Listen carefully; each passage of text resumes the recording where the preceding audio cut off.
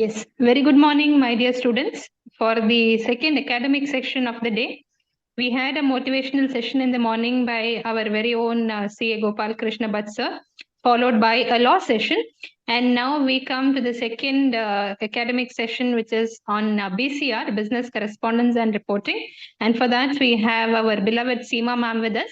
So I know Seema ma'am needs no introduction, but as a formality, let me introduce ma'am to you, and then I'll hand over the session to madam. Madam Marina Seema Sequeira has done MA and MPhil in English literature. Madam has a rich experience of 25 plus years as an English teacher. She is presently working as an assistant professor of English at Trisha College of Commerce and Management, Mangalore. And Madam is also very active in the Toastmasters Club, and she is loved by the students for her proficiency in English and BCR. A very warm welcome to you, ma'am. We are very glad to have you with us. Thank you, Gauri ma'am, for that short and sweet introduction. Thank you, ma'am. Over to you, ma'am. Thank you, dear students. The thing is, I can't see you, but I can make out that 1 minute. The chat is open. So whatever doubts you have, whatever you want to clarify, you can put in the chat, and then we will try to solve your doubts and your problems. So, by the way, I want to start with 3 Ds, which you have to accept as a part of your life from today onwards. Because from today, your revision classes are going to begin. So, the first D is the dedication, complete dedication towards your learning. So, from today, I think already Gopal sir has told that all the diverse attentions should be closed. You should not be diverted towards anything else other than your books, your studies, only whatever you are reading. To that, your concentration should be. No more functions, no more celebrations, nothing at home or outside. It's only your room, your studies. So if you give that complete dedication for this month, I mean for the remaining time, I'm sure you will be able to reach your goal. Your goal is maybe, say, let us say 10 kilometers away from you. So every day, if you walk 1 kilometer towards the goal and complete whatever you have to, whatever you have designed, whatever you have planned for, then surely, not only because of your dedication, but also because of your God's hand, His blessings on you, you will be able to reach that goal which is 10 kilometers away. That is the first thing, dedication. And second thing is the desire, that positive desire that I am having that goal in my mind and I have to reach it and I am going to reach it. That negative thoughts, that negative mindset should be driven away, and you should be full of positivity. And for that, you should start your day with the positive strokes. Early in the morning, first when you get up, pray to that God whom you believe in, ask Him to intercede to the maker of this particular question paper, whoever is preparing it, so that the question paper is simple and easy for you to understand, and you are able to vomit, what we can say, on the answer papers, all that you have inhaled or taken in, all that you have eaten throughout, all that you have swallowed, all that has to be put out in the paper. You should not have that blank mindset, or that, you are fully, your hands are trembling when you are writing, you are not able to concentrate, you are not able to, bring back whatever you have studied. That condition shouldn't be reached. And for that, always this positive mindset or this positive desire, that is very important. And that is the second thing. And third one is the determination. So dedication, desire, and determination that I will keep aside everything and I will reach my goal. So almost all are interconnected. And when you have all these things in you, you will be able to fulfill all your dreams. You'll be able to cross that footstep which is required to climb the ladder of so-called chartered accountancy. So it is just the base that you are going to cross. It is just the entrance test, as you all know. Like we have CET, we have NEET, and all these are the entrance tests. CAT, MAT, they're just the entrance test to enter into the course. And this is one such entrance test for you, nothing else. And only if you're able to cross this, you are able to enter the course. So may God bless you with all that courage. May He fortify your courage and fill you with confidence so that you are able to become successful, come out with flying colors, give joy to the head, our head, CA Gopal Krishna Bhatt, and all the center heads and the whole team that is working behind these classes, all of us, the teachers, as well as your parents, your relatives, and your family. So may God bless you all. With this thought, let me share the screen. Just put in the chat box. 1 minute.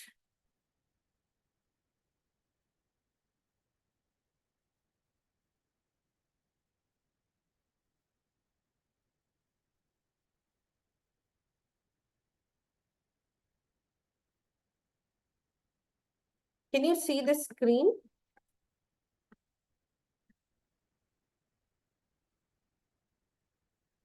Yes or no? I'm not getting anything in the chat box.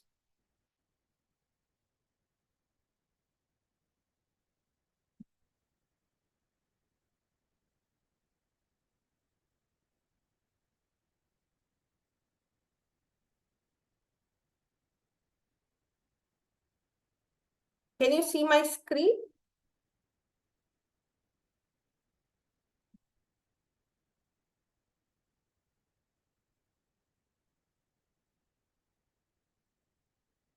Ma'am, could you please answer whether they can see my screen, because I'm not able to get any response.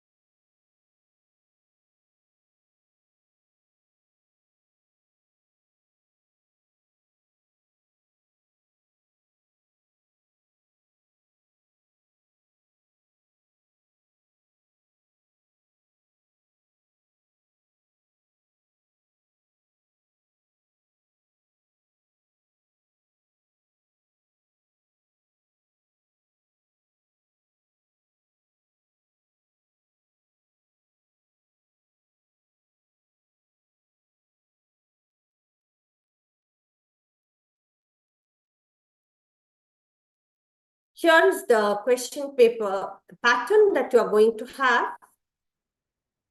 First, you will have the communication from lesson 1. that will be for 6 marks. As you all know, first of all, my dear students, you have to have the clear idea about how you are going to answer the questions. Okay, that is very important. And for that,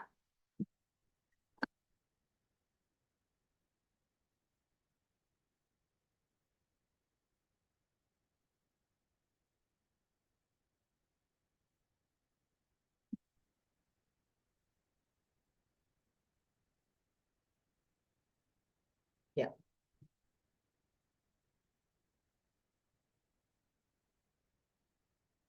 Yeah, for that, you should know what is the first lesson containing. That is, for the 6 marks, you will have the first chapter. And then you will have, give me 2 minutes.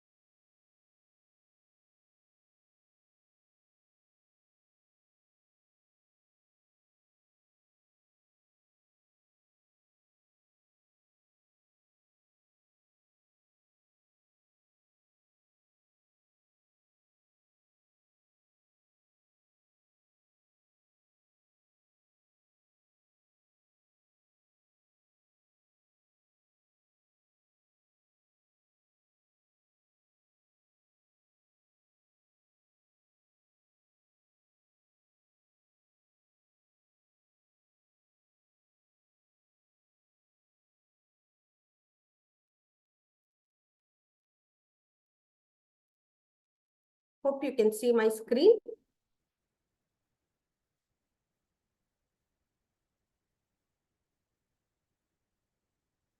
Yeah.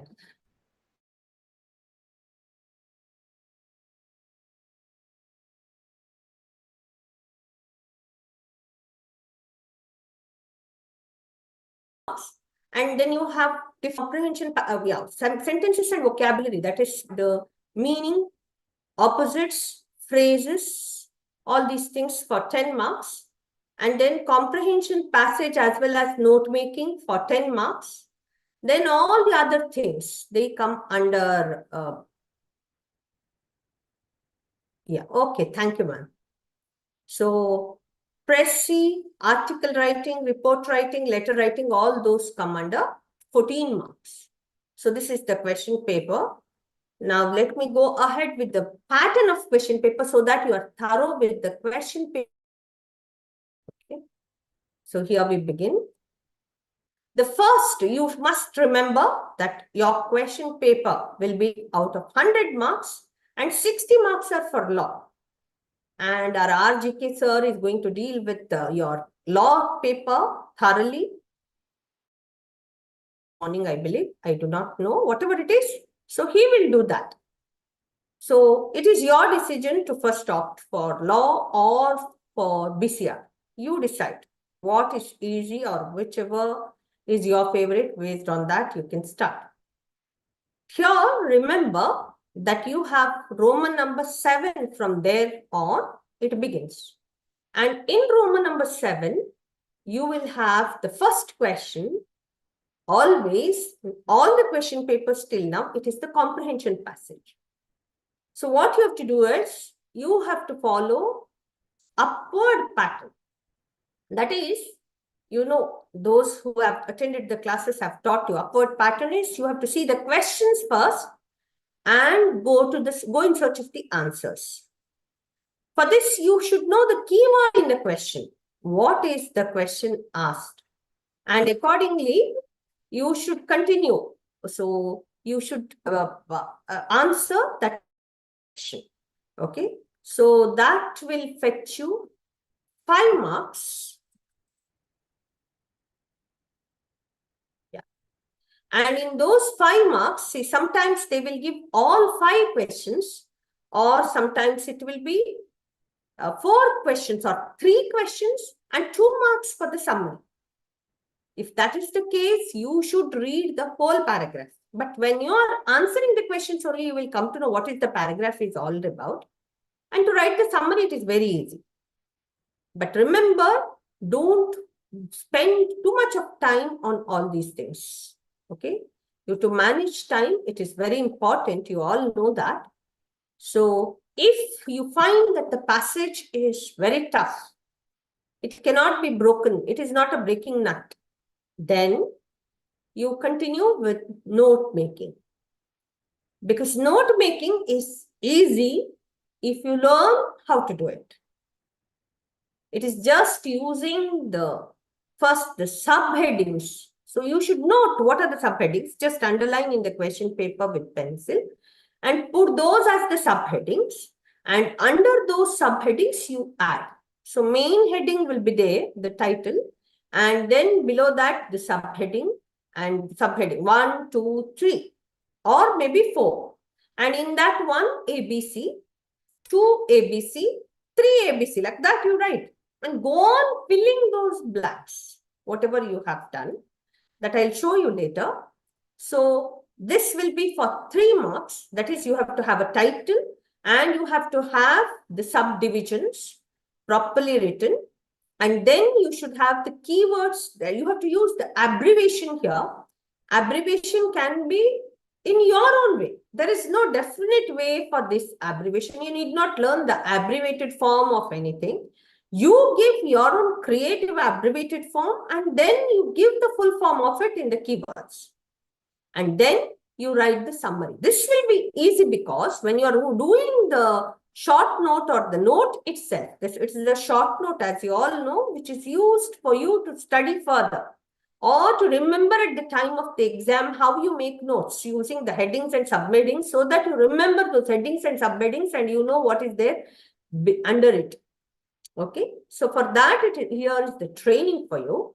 And once you have done this note, you know how to write the summary. It will be very easy for you. And summary should be just of, say, 60 to 80 words.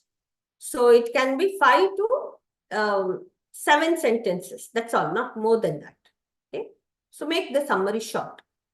Then you have Roman number 8 or question number 8, which will have 1-2 marks communication question. It will be either or only one question given. So we will do the communication lessons in detail so that at every point you score 2 marks and that will be 6 marks. See, you have to find, this is just an additional help for you. BCR is a paper which is added on so that it will help you to pass that law paper very easily. Because you have many 1 mark and 2 mark questions here, which you can easily score, so that every 1 mark adds on to your total marks and you're able to cross the river and reach the shore very easily. Okay, that is the way you should look into this paper. It is one of the sub-papers. It is not the main paper. Your main paper is law paper, which you should know throughout until you become a chartered accountant and even after that. So law is very important over there. So this is to assist you, and that is why you should know where you can score marks. So when you look into the paper only, you should understand, okay, this I know, this here I can score 1, 1, 1, 1. So like that, at least if 10 marks are added on, okay, it will be very easy for you to score well. It will be a helping hand. Okay, this paper will be a helping hand for you to do well and to clear reach your target.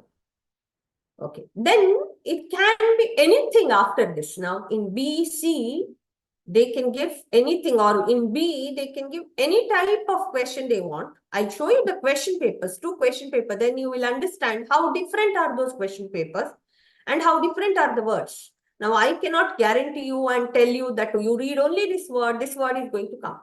If you see the past question papers from the website, you will come to know that not even one word is repeated for synonyms or antonyms, or maybe to find the meaning of the phrases.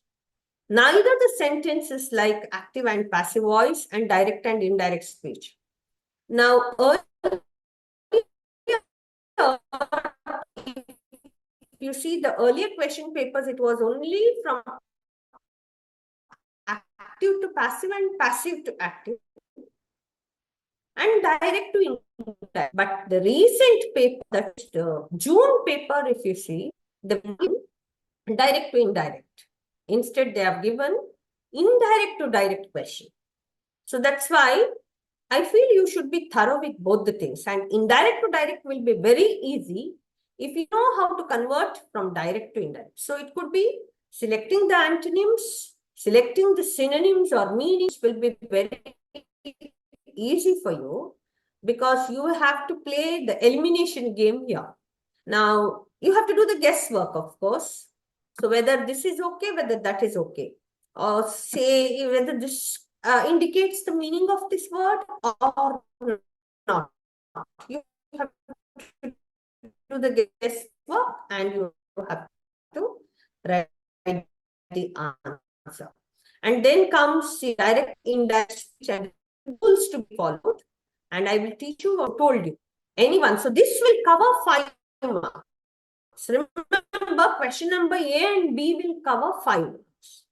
And then there will be one big question C, which will carry 5 marks. So 10 marks total in question number 8. Hope you understood very clearly. Question number 7, 10 marks, in which you have comprehension passage and note making.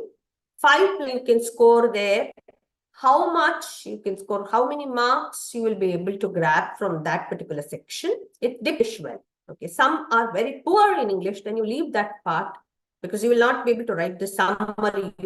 If you feel that, then you go directly to Roman number 8. Now here in Roman number 8, 9, 10, 11, you have 4 questions and you have to choose any 3. That's why here you have a glance at 8, 9, 10, 11 and first only decide which one are you going to write.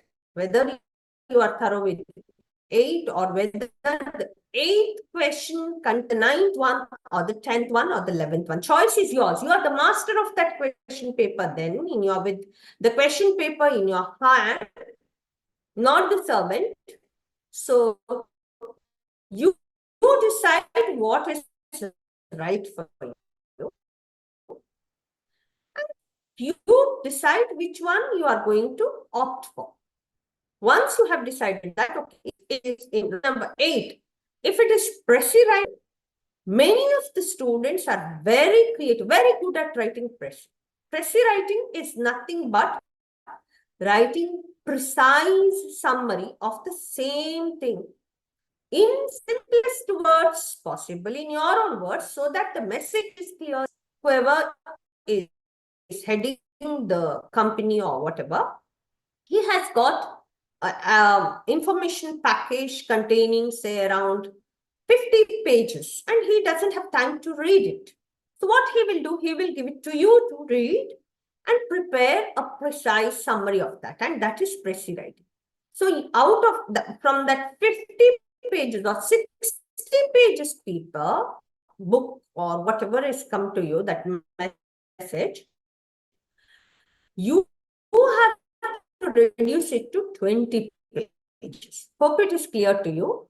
You have to reduce in the exam. You will not have time to count or to see how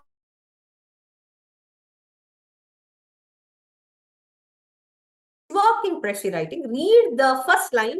You have to leave the secondary words here. The primary words are the main words. Secondary words are your articles, prepositions, and other things. The supporting words which are required for a sentence. So you decide which one, first 2 lines, it's enough. And you guess, okay, now there are, say, 30 lines. So how many words may be there in this particular paragraph? So based on that, you decide how short your paragraph should be and then read it once. One reading is enough. Okay, because once again, let me repeat, the time will be very short. You will not have enough time to go ahead. So only if you have time, you come back and you decide on all the things you have left. When you don't have time, you hurry up.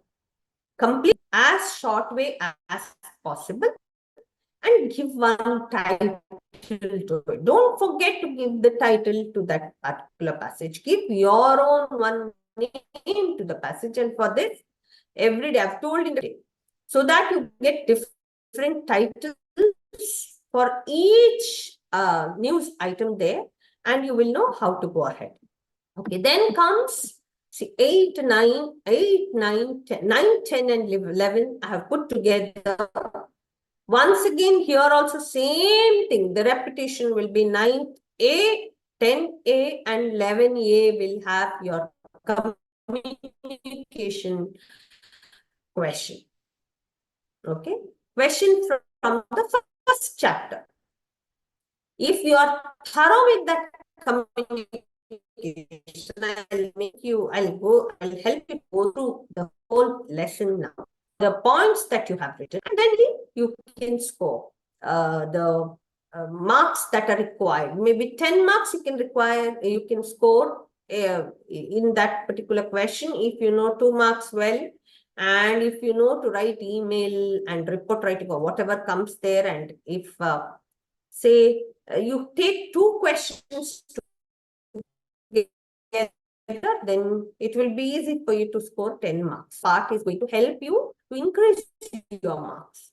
So have an eye on that and then decide. Okay, once the communication answer is written by you, you go to idioms and phrases and see whether you know the answer over there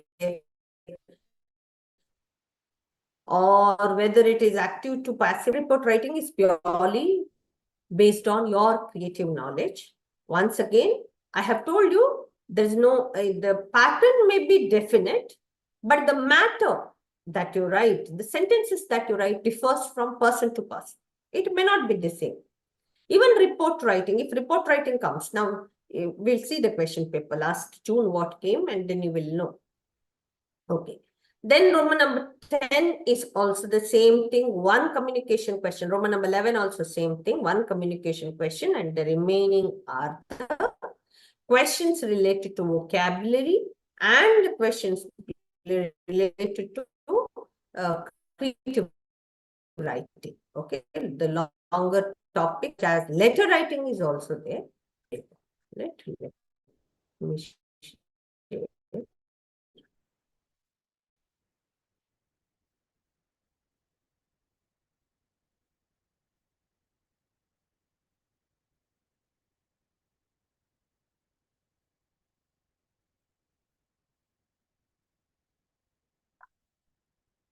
Hope you can see the paper of June 23, which had come recently. This is how the question paper is going to be. It will have section 60 marks in which there will be paper. Scroll down paper again.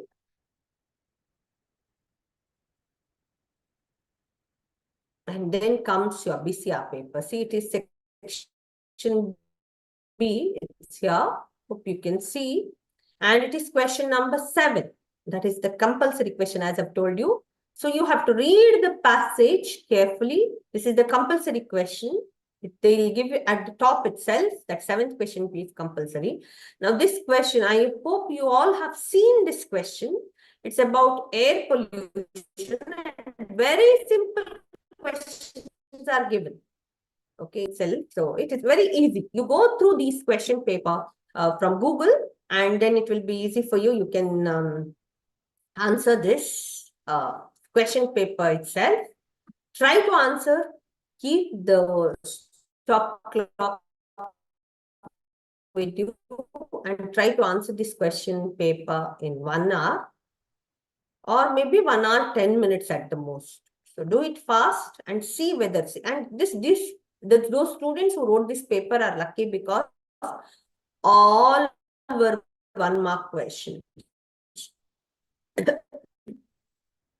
and easily hidden. How can one see? For example, how is indoor smoking very hazardous? So you have to just go in search of indoor smoking. So, and then you should see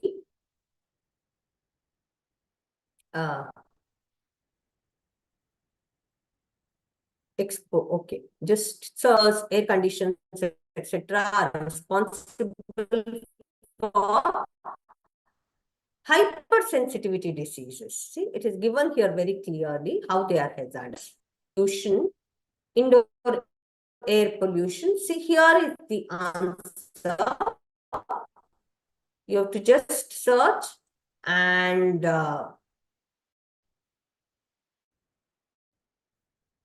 individually we have to overcome it. Home and how it is, you just go through and you search for the answers. So here in the last part will be the last question answers.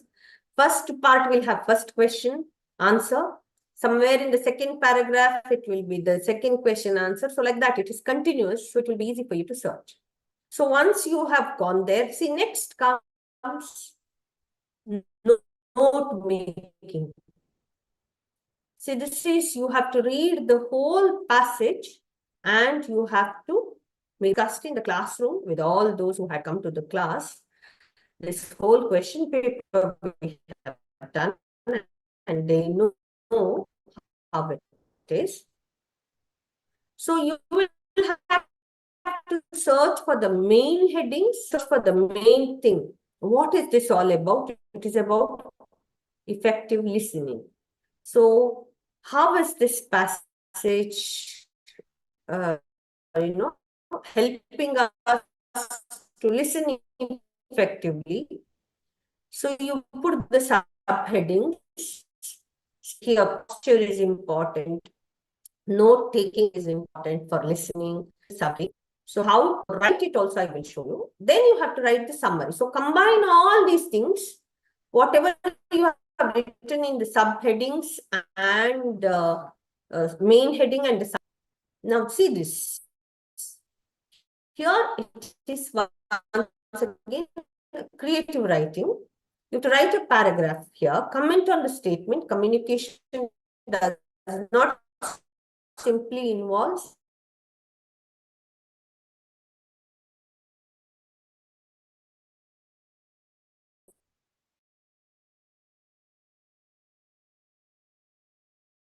this is from your communication part. Does not simply involves, indicate. What does it have other than sending message in communication? So you have to write all the other aspects of communication.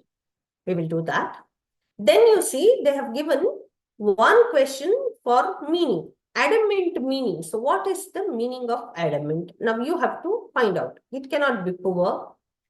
It cannot be, it can be inflexible. It cannot be willing. Poor and willing are discarded.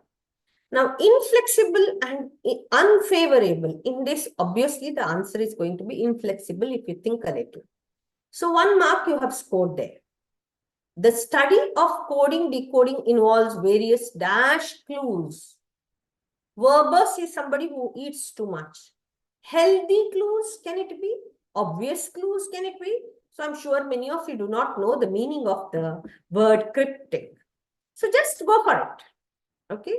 When you don't know the meaning, you know the meanings of all these things, all these simple words, and you know that they don't suit actually to this question, then obviously the answer is going to be the left out one. You put that there.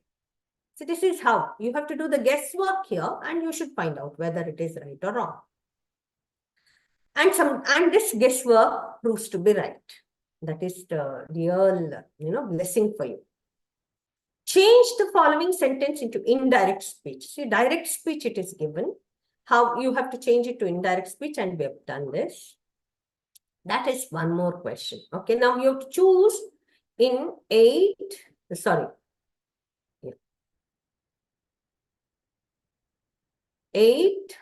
9, 10, and 11. I've told you. Now we will see just 8. Question number 8. I'm sure this will be easiest for you to choose. Because you know there, both one-word questions for synonyms or the word that is left out. And then you also know to change this into indirect speech. So the remaining thing is pressy writing. You have to just read this passage fast. Speed reading is leave it for the last moment. Okay, at the end you can do it. Otherwise, you concentrate on this. Read this if you are a very good reader. And then the words, and just do a guesswork. Imagine, okay, if these many words are there in 2 lines, so how many words will be there? Total number of lines and total number of words divided by paragraph. There is nothing like head and fast rule or straight compulsory. It should be so many words. Nothing like that. It should be reduced so that when your summary is read, the person is able to understand what was there in the original passage. That is very important. Hope it is clear. Pressy writing means when you write your pressy, by reading that, the person is a passage. Okay, that is the thing. Then we come down here to question number 9. You see here, concreteness communication. The 7 C's in that one C they have vast concreteness. So I'm sure it is easy, but studied this. So you have to write properly at least questions. So half point per half mark per point. Then 4 points means it will be 2 marks. But if at all they not insert, you have to expand it a little and add around 6 points so that you are only self-satisfied with your answers. Then leave it to the evaluator and write them not in the form of points, in the form of proper sentences. Okay, but let the sentences involve points. If you want, you have time, you underline those points. Okay, so that the eyes of the evaluator are captured properly. They capture the good marks to you. Then choose the word that best expresses. It cannot be hate or loathe. So obviously, it is either to like or abhor. You do not know. Of course, relish is usually like only. The direct meaning is you like something, you relish something. So choose that. Then here you have once again the meaning messy. Can it be organized? No. Can it be hygienic and clean? See, 3 are easily discarded. See how you get 1 mark here. So you know that messy is dirty. Directly put there and you will get 1 mark. Now into direct speech you have to change. This is what I said. In June question paper they had given to change from indirect to direct speech. You have to change this, you decide. See, had been has to be removed here. That's what you have to do. So it should be backwards. From past participle to past tense. From past tense to past participle. From past participle to past tense. So that's how you have to change. Then you see report writing. What have they given? It's about climate change. It's discussed already. So just for 250 words, you have to write 100 words. 200 words is equal to almost 250 words is equal to almost 2 pages. Okay. So into paragraphs. Nicely divide into paragraphs, give introduction, conclusion, and all that, and you write it. Then next comes will and spoke communication. Okay. Then active to passive voice again. Active to passive, you know, we will discuss later. Passive to active. and then from indirect speech to direct speech once again. And then the letter writing is given here. It is mail, writing a mail. Okay, just you know the pattern, you have to write it. Question asked here. Once again, it is idioms and phrases. Now, 2 questions are asked. Bone of contention and face the music. You know how the idioms and phrases are used. And every day from the literary club, one idiom and phrase is sent to understand and write the meaning of that particular phrase. And at last, this is something very strange that has appeared in that paper, that is, correct the following sentence. You have to find the error and correct it, which is there in your textbook. Till now, I have not seen this in the question papers.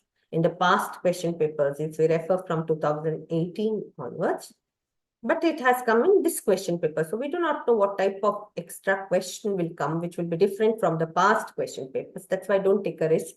Read everything when you are reading. And last one is job application, which is very easy. You have written it in 10th standard, in 2nd PUC. It's a repetition.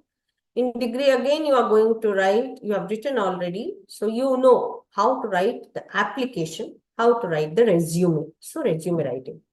So we'll go on with something else now.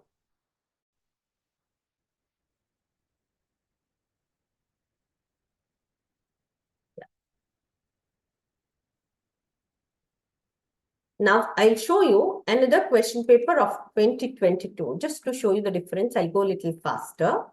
Just see how different this question paper was of December 22. Okay. First question, as you all know, it was the same thing, comprehension passage. You have to answer totally, see here. It is 2 marks questions that they had given, not 1 mark question as we had just now. It's 2 marks, 2 marks and 1 mark. See, just now in this question paper of June, you had 1 mark questions 5. So you never know how they are going to ask. 2 mark question means your sentences should be more. 1 mark question, direct 1 or 2 sentences are enough. 2 marks question means at least 4 sentences your question should include based on the question asked. You should read the question and go in search of the answer, and you should find out. See, next, one thing, 1 mark question they have asked is 1 word substitute. And all this you know very well. What is 1 word substitute? You should go to the passage and search for the word to look into one passage, and you have to write it. Next compulsory question is note making. Once again, you have to write the note and the summary. Now, coming to the 8th question. Courteousness, 1 more C. See all the 7 C's, they are asked. So be thorough with them. And then comes the meaning, antonym. Question paper. They just asked to convert into direct speech from indirect speech. Then comes aesthetic communication they have asked. Hope you can make out how common these questions are. Then once again, alter ego, meaning again. Then to convert to indirect speech, you are asked to write an article here. There it was report writing. Here it is article writing, almost one and the same. Of course, report is whatever you have seen, you give the report. Article writing is you can also include the future. Okay. See, need for sports and co-curricular activities. So you have to add that part. So it is clearly given what you should add in your articles. So it will be very easy for you. Based on that, write the paragraph. Right? then two types of communication and direct speech. So only one question is asked from indirect to direct. And then again, article writing only on another topic. Then what is grapevine communication, idiom and phrase? Two idioms and phrases are given. See the commonality between the two question papers. Always two phrases. There is one passive to active, one active to passive. There is one or two synonyms or one antonym and one synonym. Then always there is writing or article writing, then letter writing. Then in the previous question paper, the last one was May is the last question. So hope students now, those who have not attended the regular classes or those who they are thorough with how the question paper is going to be. Yes, we will continue now.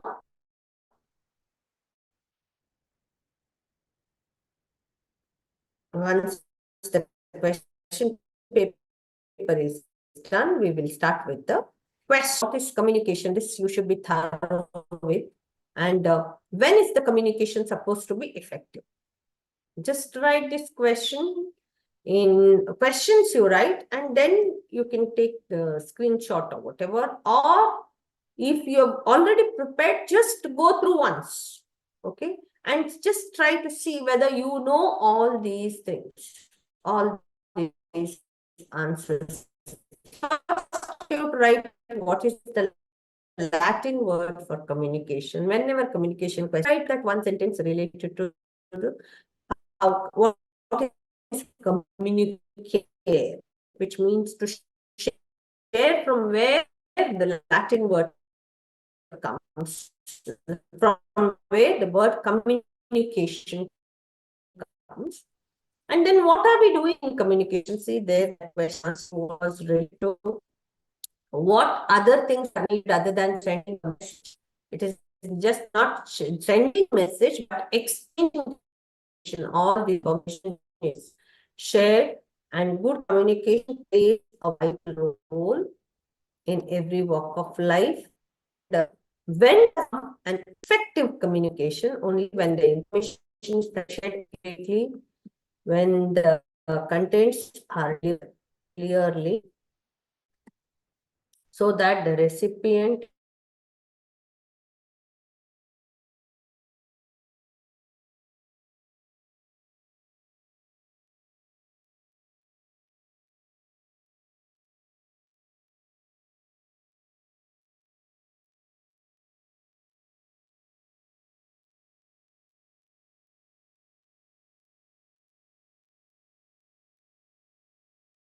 okay, and if it provokes desired response. Next, discuss the process of communication and the main steps in the process of communication. What is communication? So this picture, please draw this picture and remember these points. What are you doing in communication? You are sending an idea, you are the sender. But before sending an idea, you have to keep the message and coded by the receiver, and he gives the feedback, and noise is the disturbance. So idea, sender, encoding the message through a channel. Then there is a receiver who decodes the message and sends the feedback. So same things are explained in words here.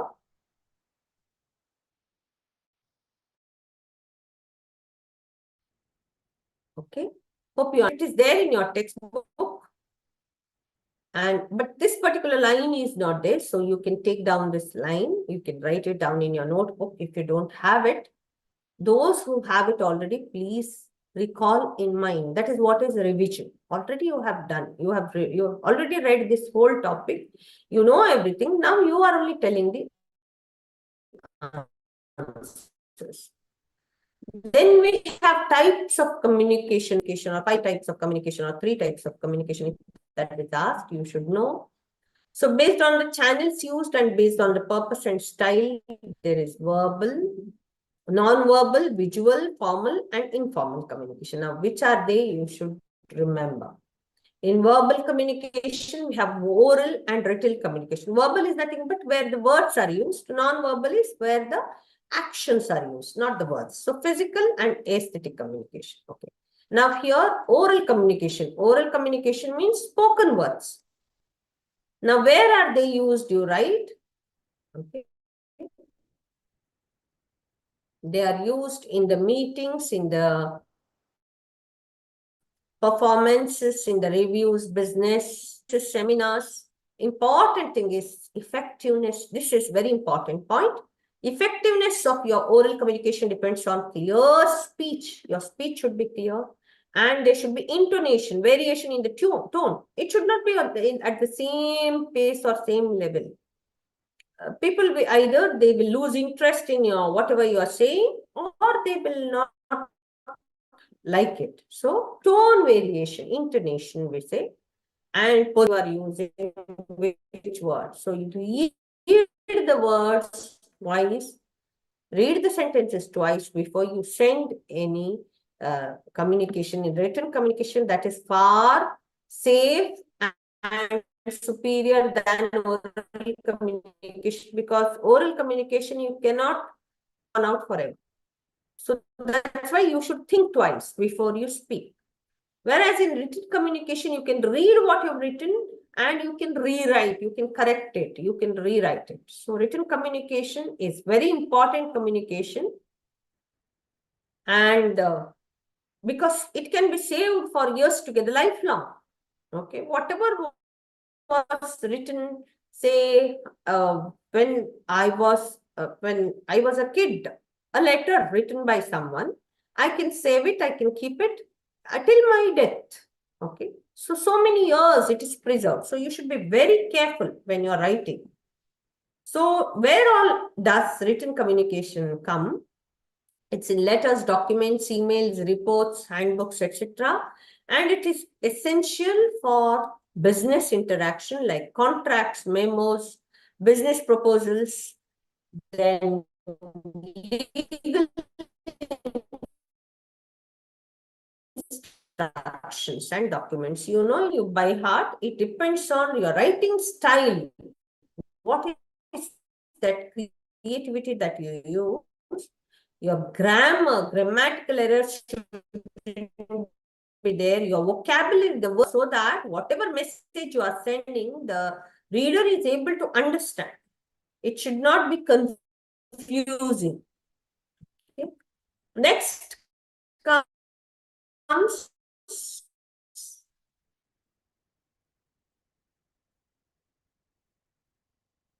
non-verbal communication. So what is this non-verbal communication? Expression of your gestures, eye contact, body language, etc. in the form of gestures. See, whatever I'm doing now, movement of my hands. So you cannot see my full video. Every now and then, automatically my hands move. And with eyes, whatever contact I'm having here with you all. Then the body language, the expression, all this without sounds and words. So that is non-verbal, without words.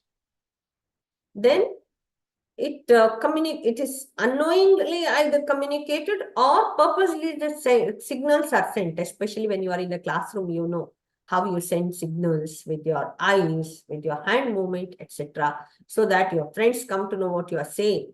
So that is nothing but non-verbal communication. Words may count a very small part of it. Then the physical communication. Remember, physical communication is once again non-verbal communication where body language is involved, such as your stance, your gesture. It is not gesture, it is gesture. Then the tone of your voice, how you modulate your voice. So here remember, maximum is the physical communication. That is 55% of your body language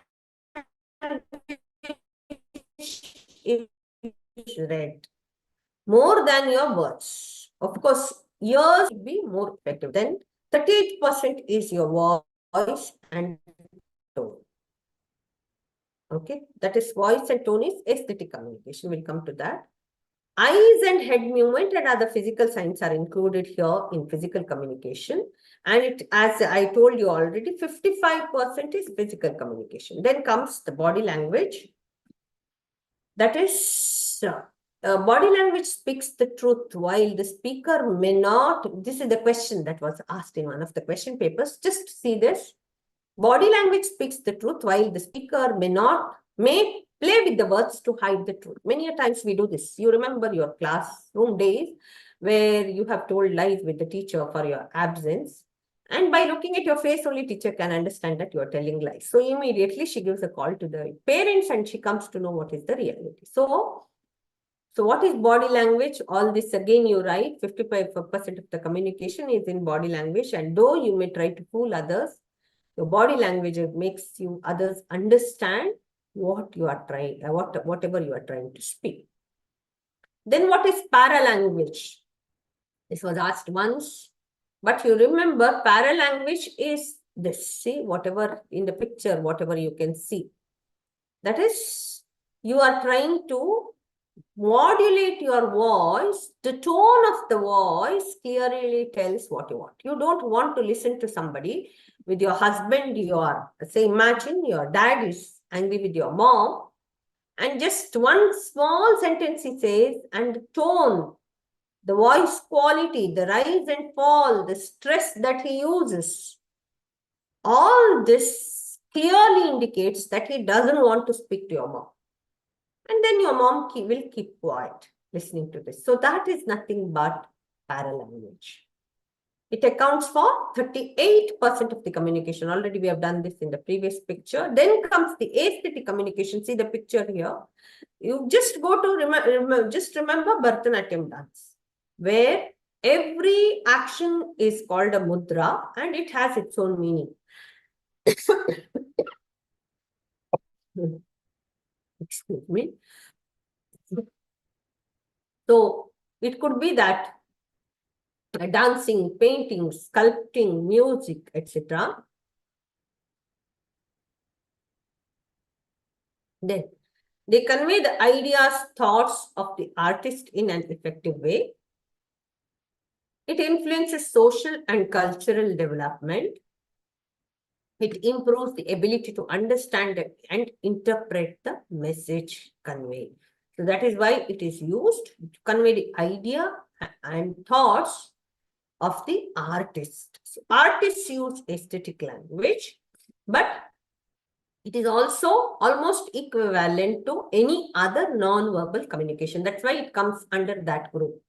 Next is visual communication, is what you see with your eyes or whatever you read from your mind's eye. See, there are two eyes, open eyes here, which are having that cornea and other things. And another eye is your mind's eye. You may, which reads everything. That is, say, if the chart is given, there your mind's eye reads it immediately and it sends the stimuli and immediately you are able to understand what it is. So it can be science, drawing, graphic design, color, etc., whatever is used there to show you the difference. Okay, different colors are used for different heights and different weights, etc. So it is used usually to reinforce the written communication, and information here is conveyed clearly. Then it is usually used, it's a powerful medium, remember, visual communication, and that's why in newspaper, if you see, every report usually has one picture. So why? Because it is more powerful than the words. So that's why print and audiovisual media makes effective use of this visual communication. Next comes formal communication. It is nothing but the official interchange of communication passed through chain of command, and it can be both. Okay, chain of command in the sense there is higher authorities from the superior to the lowest category. The communication is passed on. That is formal communication. Or from the lowest to the highest. What are passed on? Here are the answers. You will get the answers. So it can be written or oral communication, even in formal communication.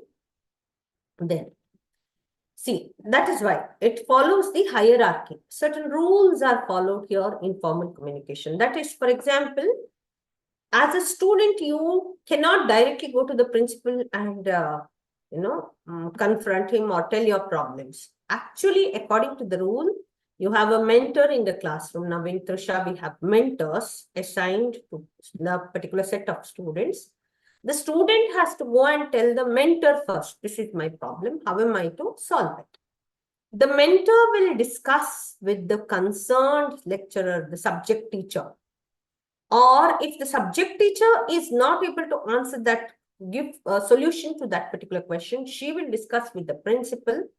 And then principal, being the higher authority, he will give the solution. If he is not able to find a solution for it, he will go to his higher authorities, that is the management.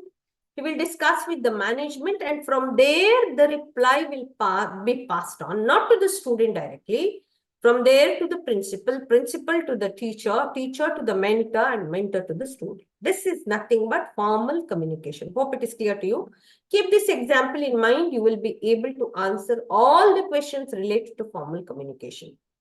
So here, certain rules, principles, conventions are followed. Hierarchy is followed. And formal form is followed. Hey, hi, dude, how are you? All this cannot be done in informal communication. It is good morning, sir, not hi, sir. Remember, when you are in a formal tone, when you are speaking to your teachers, it is according to the time of the day you have to speak. So that is formal. When you are speaking to your friend, it is hi, bye. So that is it. So always that teacher-student relationship is maintained through formal communication, remember. So there is a different style for it. The language used should be very polite. Otherwise, also in communication, the language should be very polite. You all know that. But here, it has to be more polite according to the rule. And then it can be, see, vertical communication. The examples are memo, bulletin, circular, etc. It can be vertical, horizontal, and diagonal. Formal communication can be of 3 types. Remember, vertical, horizontal, and diagonal. See, this picture shows everything. You will be very clear. Upward communication and downward communication is vertical communication. Upward to the superior, downward to the subordinate. Okay. The principal passing on the message to the management and to the lecturers, subordinates. Similarly, lateral communication or horizontal communication is to the co-worker. That is, in the staff room, one teacher conveying the message to the other teacher. Diagonal communication is from department to department. Say, maths department communicating with the commerce department, or the language department communicating with the attender. Okay, just they want something and they immediately call the attender, speak to him. That is diagonal, crossways. So it is not with the co-workers. So here is the picture. You can make out vertical communication, either upward communication or downward communication. Now from top, what comes? See, this is very important. From the top, you will get the decisions made and the data. Okay. Data collected based on that, what is the review by the management or what is the review by the employees. So for that, and the decision making comes from top. Similarly, see, remember, decision making, advice, order, and instructions. These are downward communication from superior to the subordinate. These things come, okay, based on the data collected. Now, what is upward communication? Upward communication is data collected is sent to the top levels. Data could be the review or whatever you decide. Now, for example, uniform has to be worn by all the staff members. Imagine this is the decision made by the management. Downward, the message is sent to all the staff members and the data is collected. Now, reviews are collected. The staff members will tell, Okay, they will give their opinion whether it is okay to wear uniform or not. Now, why as a teacher it is better to wear colored dress? Because anyhow the students are also in uniform, and seeing the same dress every day, it will be quite boring for the students. This is what I'm telling from my point of view, just an example. So all these things, this is the review from the teacher's side, and that is sent upwards. See, upward communication. Okay, all the data collected and the reviews, that those are sent upward. And then the decision, final decision is made by the management, either yes or no, based on the opinion. Okay, based on the opinion of the staff. Then again, downward communication comes from the management to the staff members. It will be order. Either you to. So this is downward communication. So by the management to the subordinates, lateral communication. So that is between two people, two departments at the same level. Okay, then it is necessary to bridge the gap. You should be friendly with your partner, whoever is there in the department or whoever is at the same level, because you have to send so much of information to them and get, it should be collective decision always. So it is to bridge the gap, and it is very important especially when the meetings are to be conducted, department level meetings. First, all have to decide, talk about, the agenda will be sent before the meetings are conducted. So based on the agenda, discussion has to be done at the staff level. And then in the meeting, you convey whatever ideas you have to your principal or the head, whoever is conducting the meeting. So that is the next thing. Next is diagonal communication. See the picture carefully. There will be different managers at, say, production manager, then HR manager, then the, marketing manager. Okay, 3 managers at the same level. So that is horizontal communication. Now, manager is sending the message to one of the assistant managers of different department. Say, production manager is sending a message or conveying a message to the assistant manager in the marketing department, because already the things are produced. See, you directly, please put this in the website or put this in the group, that it is produced and it is ready. Now the marketing team has to work on it. So that message, see, that is diagonal message. Okay, at different levels, the employees pass on the message. And it could involve the higher level to the lower level, that already we know. And often in large organizations, this becomes very useful. Okay. And though the normal chain of hierarchy is not followed here, it deviates from the normal chain, but it is very quick and efficient. So which is the quick and efficient method of communication? It is diagonal communication. Remember that. And it is common in large organization. Okay, because distortion of communication is avoided here, because when it passes on from one manager to another manager, that manager to another manager, and then another manager to the assistant manager, and all that, the message might lose its essence. So it will be completely a distorted message. The meaning only may not be conveyed. You play that management game, you see, where the message is passed on in ears from one person to the other, and how it reaches the last person, how creative the message becomes, and how meaningless it becomes. So you all know it. So that is it. So to avoid that, diagonal communication is very important. Okay, and it also helps to keep good relationship between the superiors and subordinates, and it helps in solving the problems and avoiding the conflicts.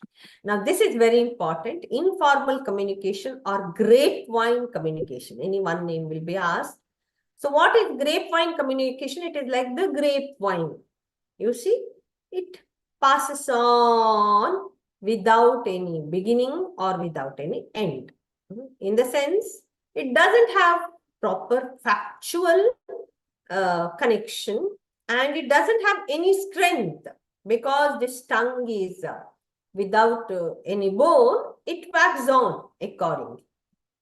Say, for example, see here, casual and informal interaction. It is, as I told you, hi, dude, and all that is used for ಕನ್ನಡದಲ್ಲಿ ಬೆಂಗಳೂರಲ್ಲಿ ಹೆಚ್ಚಾಗಿ ಹೇಳ್ತಾರಲ್ಲ hi ಮಚಾ ಅಂತೇಳಿ ಹೇಳ್ಕೊಂಡು ಅದೆಲ್ಲ ಈ grape wine communication ಅಲ್ಲಿ ಯಾಕೆ it is not at all formal and it is not suitable in the work environment. Remember, in the office, in the department, when you are there, you cannot use this. It should be formal. Whereas it is outside usually used, this grapevine communication with family, friends, social relatives, different departments at varied levels. There is no deliberate channel, or it is not planned well. It can flow from any source in any direction. Remember this, any source in any direction. The picture only tells you, see, there is a spy of the boss who is listening here. They're talking to each other. They're complaining about the boss, and there is his secretary, that beautiful girl, who is just listening and writing down, so that she can go and communicate it to the boss, and she can get required increment or whatever. She can become his favorite. Okay, but the problem here is that either they already know that she is there and purposely they are speaking. So what is the purpose of that conversation between among these three employees? It is maybe that they want her to listen to it so that she can go and convey it. Maybe they want leave for some days or vacation or a picnic they want to go for, or something like that, or tour, and they want this to be conveyed to the boss, and that's why they are purposely speaking. So it need not be circulated within the organization, or can be. It helps in building relationships. So whatever you cannot go and tell straight. Okay.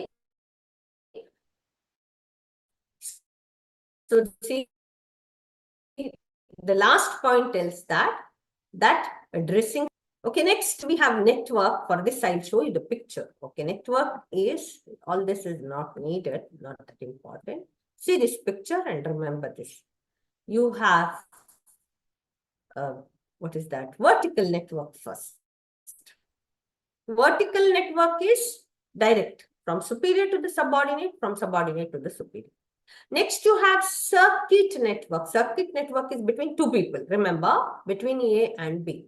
A passes on the message to B, and B sends the feedback to A. That is vertical circuit network. Then you have chain network. Chain network is A passes on the message. He calls only to the department. Okay. To head of the departments, heads of different departments, and he tells that message, communicates that message to the heads. Heads communicate it to other two members of the department. Those other two members communicate to other two members. So like that, in a form of a chain, it continues, which is ineffective. Remember, very dangerous form of communication is chain communication, because directly the speaker is not speaking to it. It may be broken and misinterpreted, and it may have the adverse effect. It may not have the required effect. It may have the adverse effect. Next, you have wheel network. Wheel network is, there is the center head of the institution who will call a meeting of all the members, and he will directly communicate whatever he wants to communicate, or in a triangle, whatever form they are seated in. They will listen to the message directly from the head, and they will reciprocate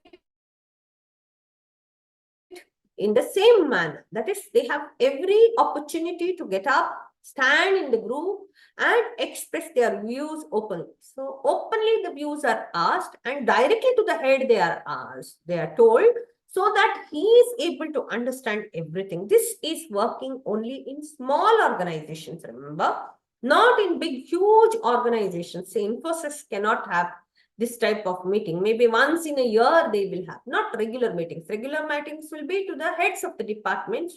And then say, if there is somebody in computer department, electronics department, in an engineering college, you see, department-wise, there will be meetings and they will be wheel network. That is, head of the department will call a meeting. That will be wheel network. Whereas, if it is the whole college together, a wheel network cannot. One employee is communicating to the subordinate directly. See, A is communicating to C. C is at the third level. A is at the highest position. Everywhere A is the superior, remember, in all the pictures. So A is conveying to B, is also conveying to D, and from levels superior to the inferior, they convey the messages, they talk to each other, which is the best way of communicating. Okay, star network. Now let us go to the back. Let us go back to whatever is defined. See here, it refers to the method and pattern in which the employees communicate in an organization. Then it depends on the size of the organization, type of channel used, and the number of people involved. Okay, now chain network is found where, see, the command starts from the top level and it goes to the different levels. Whereas wheel and spoke network is, see, here, all the employees get to know, they are working under him, will get to know his orders, and they are directly from the leader to other members, and the other members report back to the leader himself, and that's why but it is useful in only inappropriate for the larger organizations, because many people will be there, decision makers, and central figure, if he is not competent enough, then it will become a failure. Okay. Star network, here it is, see, the multiple channels that are used for communication, and it propagates group communication. It is essential where teamwork is involved, and the members communicate and exchange information freely without any hesitation. Okay. Next is circuit network between two people. Already we have discussed all this.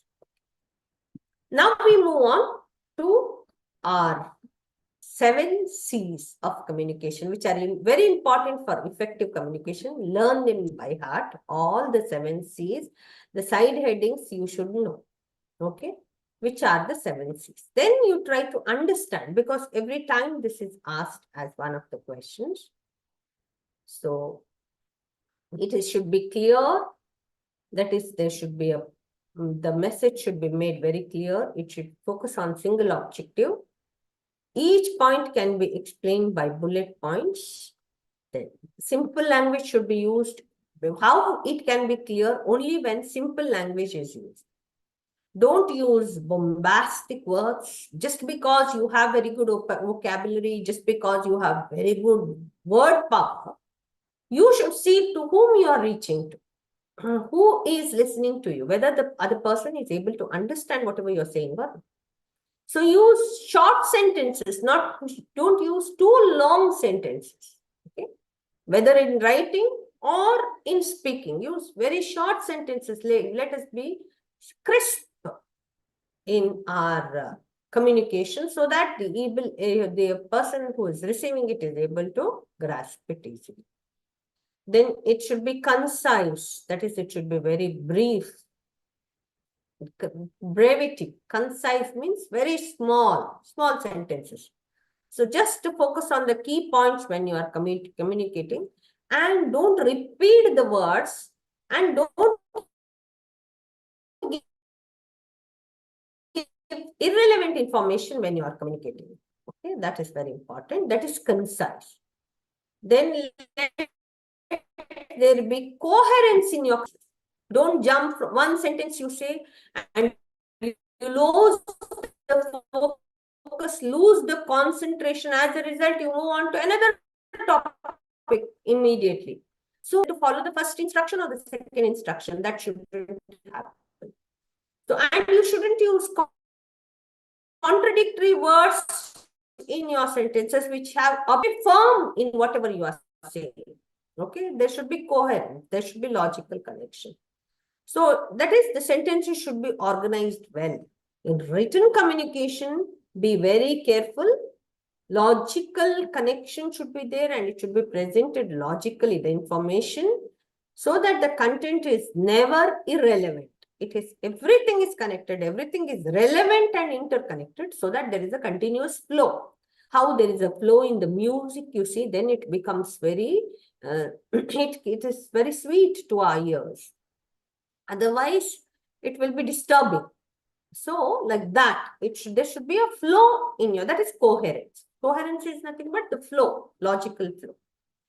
So, hope these 3 C's are clear to you. Clear, concise, and coherent. Then we move on to concrete. So, your content should be, you should avoid abstract ideas and thoughts. You should support the message with sufficient details and facts and figures. Concrete means supporting the words with facts. Let there be figures. You just don't say that the market has fallen. Where are the figures? You tell, compare and say. Yesterday how it was, today how it is. Of course, yesterday the market was closed. Say on Friday how it was, today how it is. And then be specific in whatever you are conveying. So it should be so that the person is able to perceive whatever you are saying. It should not be French that you are talking. When you are speaking English, you should speak English itself. If it is French, the person who doesn't know French will not be able to understand. So it should be very concrete. Your speech should be concrete. There should be sufficient supporting facts. Then it should be complete. See, next C is complete. Complete means it should be, the message should be such that what should the receiver do? He should give a feedback, isn't it? He should be able to evaluate whatever you are saying.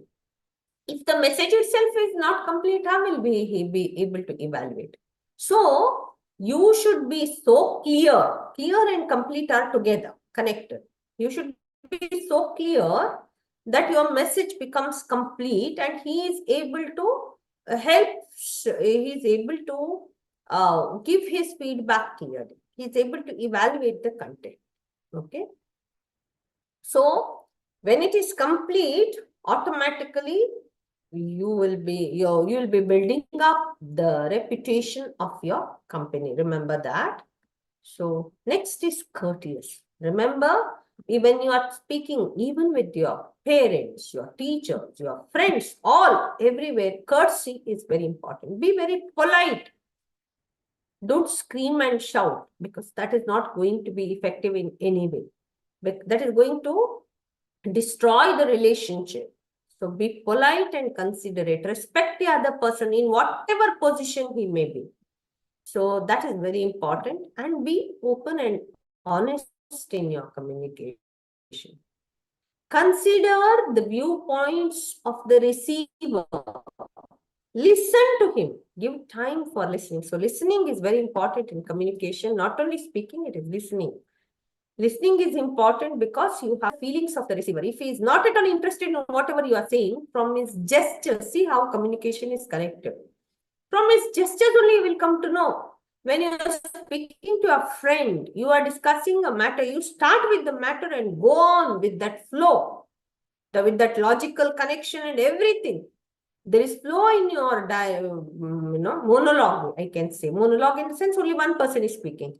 But you understand from the gestures of your receiver, your friend, that she is not in a mood to listen. She already has severe stomach pain or headache or something like that. She's not, able to concentrate on what you're saying. So be courteous enough to stop your conversation, because she doesn't need it at that point of time or at that moment. So See that when you communicate, you are so courteous that you are able to create positive effect on the receiver so that he is very appreciative and thoughtful about what you are speaking. Okay. And you also should be appreciative and thoughtful about what he is doing. Yes, both are very important. And the last one we have is be considerate. Never have I in your communication, rather you have you, and more than I and we, it should be you. See, for example, your choice has made us happy. Thank you for giving the opportunity. See, always appreciate others rather than putting you yourself in the forefront, which is always the very weak quality of every human being. We want to be in this. So these are the 7 C's. Remember these 7 C's: clear, concise, coherent, concrete, complete, courteous.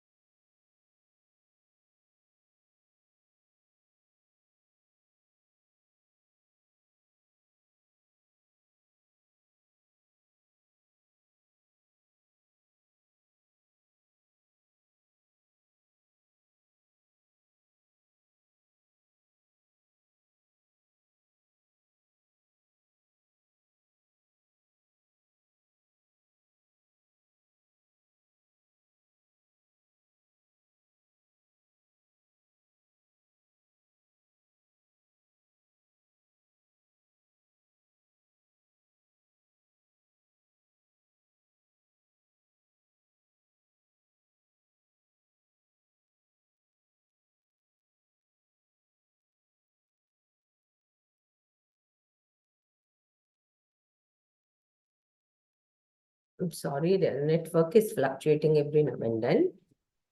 I will go ahead. I hope we are good to go. Yeah. So, listening is very important quality because you have to absorb the information, first of all. You have to understand the meaning of that information. You have to reason out, okay? And in order to give intelligent response. See, all these things are involved in listening because all that analyzing whatever is said depends on your capacity to listen. Only if you are a good listener, you are an effective communicator. Remember that. So, you should be an effective listener so that not just active listener, showing that you're listening, shaking your head. No. You should be able to reciprocate. You should be able to tell what the give response according to whatever is spoken. If you just show that you are listening, and if your mind is roaming around somewhere else, it will not be effective. For example, I do not know how many of you are attending this class, how many of you are listening to whatever I'm saying, or in the room, what you are involved in. See, that is not the way. When you're studying something, you should be completely attentive. 100% attention should be on, or the focus should be on what work you are doing now. If that is not there, if you are distracted, automatically you will not be able to retain whatever you have listened, and it will not remain for a long time. Then you come and say that I became blank in the exam hall. I couldn't remember anything. Why you couldn't remember? Because when you were studying, you were not focusing. 100% focus was not there. So in communication also, 100% focus is required if you are a listener. So remember that focus and attention. So that is connected. So I put them together. So distraction is always there in communication. Always. See, when you're speaking to somebody, somebody may pass by. You might be attracted by the appearance of that person, the dress of that person, or something like that, and you may look at that person, but there your communication is distorted. It should be eye to eye. The contact should be like that. Okay. Then your communication is effective. Hope it is clear to you all. Now we will move on to the grammar part.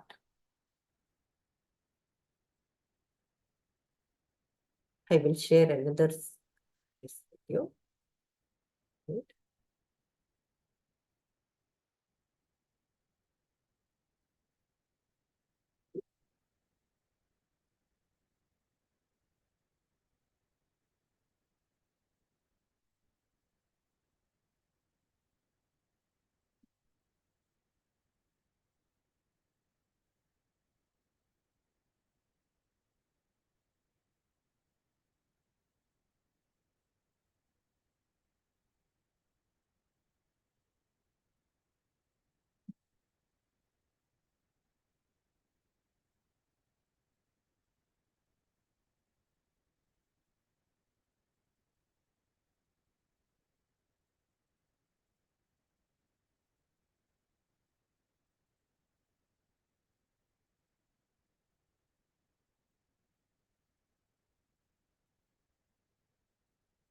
Hope you can see my screen now.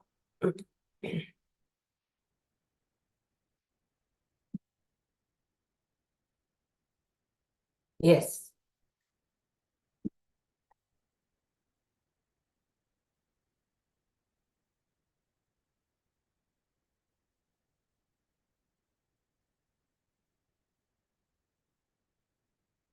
Here we begin with the first part, that is changing from active to passive voice. Okay, now you keep your book and pen ready, and whatever sentence I'm giving you, you just see whether you are able to change it accordingly. Okay, first I'll tell you the rules of active to passive voice. You all know that you have to change as you've done in your primary school, you have to change your subject to object and object to subject, and change the verb form to be plus past participle. Don't worry about all these things. We will directly go to the sentences and then we will look. Because it's simple. First, you understand whether the sentence is in present tense or past tense or in future form, which is the form of the verb. Now, if it is eats, it is present. You all know. Is eating is present continuous. If it is ate, it is past tense. If it is was eating, it is past continuous. If it is will eat, future. Then has eaten, have eaten, had eaten. Then can eat, could eat. Shall eat, should eat. All these are the different forms of the verb in different tenses. Now we will start. Raj eats an apple.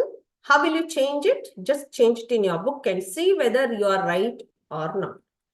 An apple is eaten by Raj. Remember, when you're changing from active to passive, you have to add something to the sentence. And what is that you have to add is auxiliary. Now, what is auxiliary? Is, was, are, were, has, have, had, can, could, shall, should. These are all the modals or the auxiliaries that you don't worry about the grammar word and part of all these things. You have to add something you remember. And second thing you have to do is change the verb to the past participle form. See, there are three forms for the verb: present, past, and past participle. Future form is just you add will to the present, it becomes future. Isn't it? Say if you say come, you add will come. Then it becomes future. It indicates the future time. Excuse me. Now, if it is past form, then it is he came. Okay. Then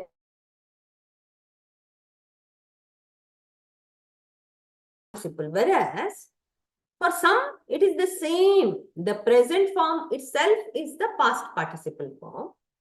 Whereas for some others, the present form is different from past participle form. For example, eat, ate, eaten, drink, drank, drunk. So like that, the form changes. Now, Raj eats an apple. An apple is eaten by Raj. Hope you understand. Raj is the subject. It comes at the end. Apple is the object. Apple comes in the beginning. Now, what you have to add, since this is in present tense, you have to add is. Okay. Eats an apple is eaten. Next comes Raj ate an apple. Now, which is the tense that it is in? Ate is past tense. Eat is present tense. Ate is past tense. So, Raj ate an apple. Now, what you have to add? You cannot add is. You have to add was. Was eaten by Raj. An apple was eaten by Raj. Next, Raj is eating an apple. An apple is. Now, is eating by Raj? No. For ing, you have to add the part, the auxiliary, the form that is being. Okay, be form has to be added in the continuous tense. That is being. Remember, whenever there is ing in the sentence, that means you have to add being. So, an apple is being, then remaining is the same, eaten by Raj. So an apple is being eaten by Raj. Next, Raj was eating an apple.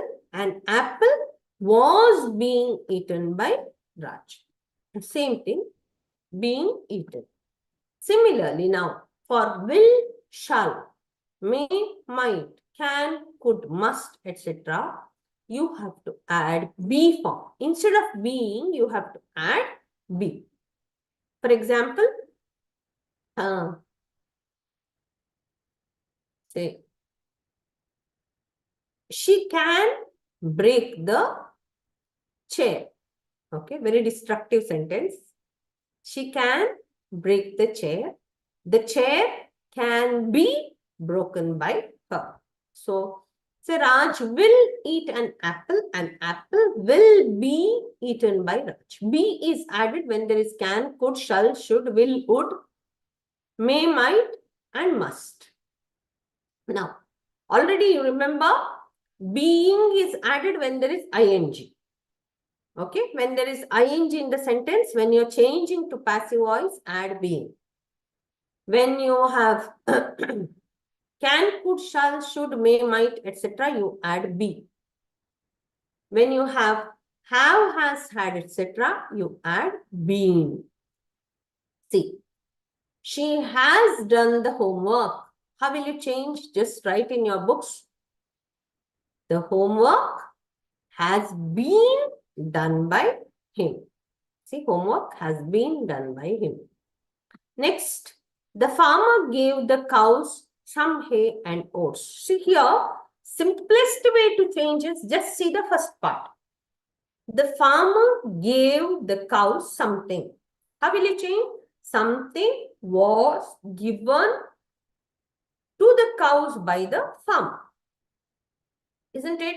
Something gave the cows, or the cows were given something by the farmer. See, there are two ways. So, just if you take the farmer gave the cows were given. That is enough. So, how will you change here? See, some hay and oats were given, or here, see, the cows were given some hay and oats by the farmer. Both are correct. Either you take the last part, some hay and oats, and begin your sentence according to the rule with the primary object. Some hay and oats were given to the cows by the farmer. Or you take the first part of the sentence, the farmer gave the cows, and you start with the cows were given some hay and oats by the farmer. Then, interrogative sentence. Does Sushan like painting? Now, do and does, if it comes, you have to change the sentence as it is to is and was. Is painting liked by Sushan? That's it. Like becomes liked. Is painting liked by Sushan? Whereas when there is WH word can be when, why, where, how, what, etc. What did the leader say to his followers? What was said by the leader to his followers? See, what remains as it is. Did becomes was. That's all. Is it clear? What was said? What did the leader say? What was said by the leader? That is how it changes. Whereas if there is does and did, it becomes is and was. Next, whom did you greet at the party? How will you change it? Please write. Whom did you greet at the party? When there is whom, you should start with who. This is the answer. Who was greeted by you at the party is also correct, or who were greeted by you at the party. Okay, any one of the two. Next, if there is a request, please give me the bottle. How will you change this? Please give me the bottle. Yes. So you have to put there, you are requested. When please is there in the sentence, or if the sentence begins with please, you just give there, you are requested to give the bottle. Next type, Advice. Come to college on time. Yes, correct. You are advised to come to college on time. So when it is a request, you are requested. When it is an advice, you are advised. But when it is an order or command, bring the chairs, you have to change. Start with the let. Let the chairs be brought. Please keep this in mind. If it is an advice, you are advised. If it is a request, please, you are requested.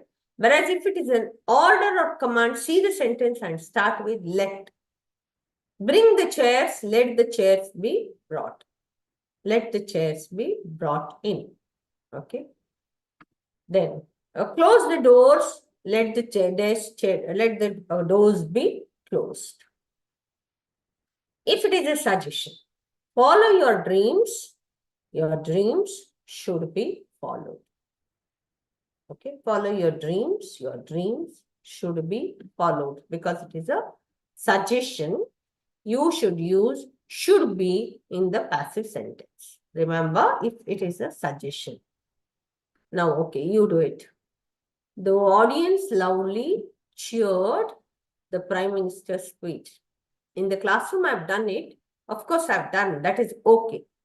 Now you do it on your own and see whether you are writing it properly or not. Because let us be thorough. See, revision is nothing but being thorough with what you have studied, so that you don't have to study it again.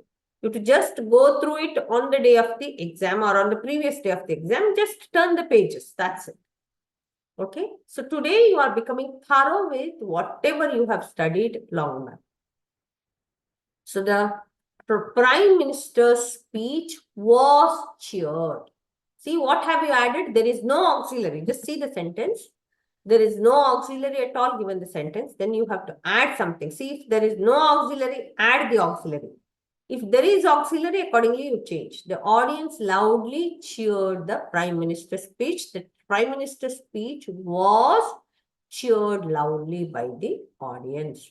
Now, if it is the audience is cheering, what will it be? Is being cheered. Yes, you are right. Okay, was cheered. Now, the crew cleaned something. Something was cleaned by the crew. Because there is no auxiliary, you are adding the auxiliary.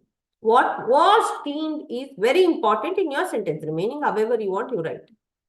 The entire stretch of the highway was cleaned by the crew. Then, next, will you tell me a story? How will you change? It's a question. So, will should come in the answer. Will a story be told by you? Will you tell me a story? Will a story be told by you? Remember this. All these question sentences are from the past question papers I've picked up, so that you will know what type of sentences come. So it will be easy for you. Okay. Tina was preparing tea. See, ing is come there, preparing. So immediately you should add being. Tea was being prepared by Tina. Yes. Next comes bring the culprit. Now this is an order. Bring the culprit. So let should come in your answer. Let the culprit be brought. Next. Here the answers are already there. Just to see. Shashank is not chopping the vegetables. The vegetables are not being, because it is ing, you have to add being there. Then since it is vegetables, just see how I'm trying to explain, whatever I'm trying to explain. Please keep this in mind. Vegetables are plural. So Shashank is singular. So Shashank is. Vegetables are. So you have to change there. Are not being chopped by Shashank. Next, I have read the novel. The novel has been read by me. I have read the novel. The novel has been read by me. See, have, I have, since I is considered to be first person, you have to add have, I have. Whereas the novel is it, and that is why it becomes has. So you cannot write the novel have been read. Okay, so the novel has been. Now, why been? I've told you, wherever there is has, have, and had, you have to add been. Hope you remember the rule. And according to the rule, you have to change. So here it is have been or has been. Sorry. I have read the novels. If it is novels, how will you change? The novels have been read by me. See, my dear students, concentrate on this part. Hope you are thorough with the communication now. You remember everything, whatever is there in the communication part. Yes. What are the types of communications? What are the types of networks? What are the 7 C's of communication? Oh, I think I have not added barriers over there. Barriers are there. I'll see, but it is in the another slide, I think. Okay, whatever it is. So I have read the novel. We'll come back to this now. So we are in active and passive voice now. So in active and passive voice, hope you remember how were the rules. According to the rules, we are going now. Were you reciting the poem? Was the poem being? See, since there is ing in the given question, automatically you have to add being. What were you reciting? The poem. So you start with the poem. But the poem is singular. You becomes the second person. Sorry, I, you, we, they. For all these, it is were. Whereas it is was. So the poem was being recited by you. So was the poem being recited by you? See, convert this into a sentence. You were reciting the poem. The poem was being recited by you. That's all. Same way you have to change in the question form. I had paid 50,000. 50,000 had been paid by me. Please help me. Now, please help me. Sorry, before that, see, had been. So, had was there, so had been. Now, please is a request, and that's why you have to use you are requested to help me. So, please help me. You are requested to help me. Had he delivered the letter? Had the letter been delivered by him? Because had is there, so you have to add been.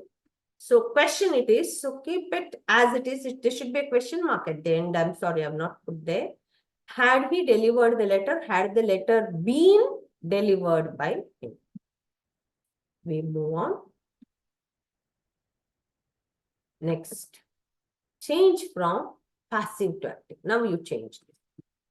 The bird was killed by the audience. Now you have to remove the added thing that is was. Remove was. And just keep the remaining thing as it is. So the audience killed the bird. See, the audience killed the bird. Hope it is clear to you. Remember, from active to passive, you are adding. From passive to active, you are removing. Now you see. Will be given. So you have to remove be. That's it. And you have to keep will as it is. What is to be changed? They will be given a ticket. What will be given? A ticket. Will be given. No. A ticket will be given should not come. See, there is a tendency to directly change. A ticket will be given to them. No. So that is not right because you have to remove be. How are you going to remove be? Read the complete sentence. They will be given a ticket for overspeeding by the police. So now where can you change from will be to will? The police will give them a ticket for overspeeding. See, the police will give them. That gives the right answer.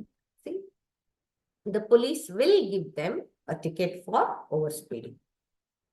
Next, the house was remodeled by the house owner to help itself. The house was remodeled by the house owner. How will you change?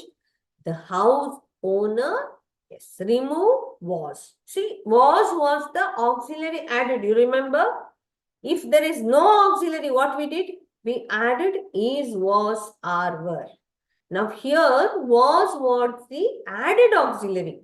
So what you have to do? Remember, to active when you are converting, you have to remove. So remove was. The house remodeled by the house owner. So who remodeled the house? House owner. The house owner remodeled the house. That's all. House to help itself. The house owner remodeled the house. Next. The deer.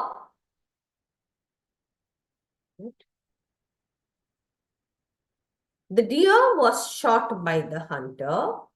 The hunter, what you should do? Remove was, just keep the remaining things. The hunter shot the deer.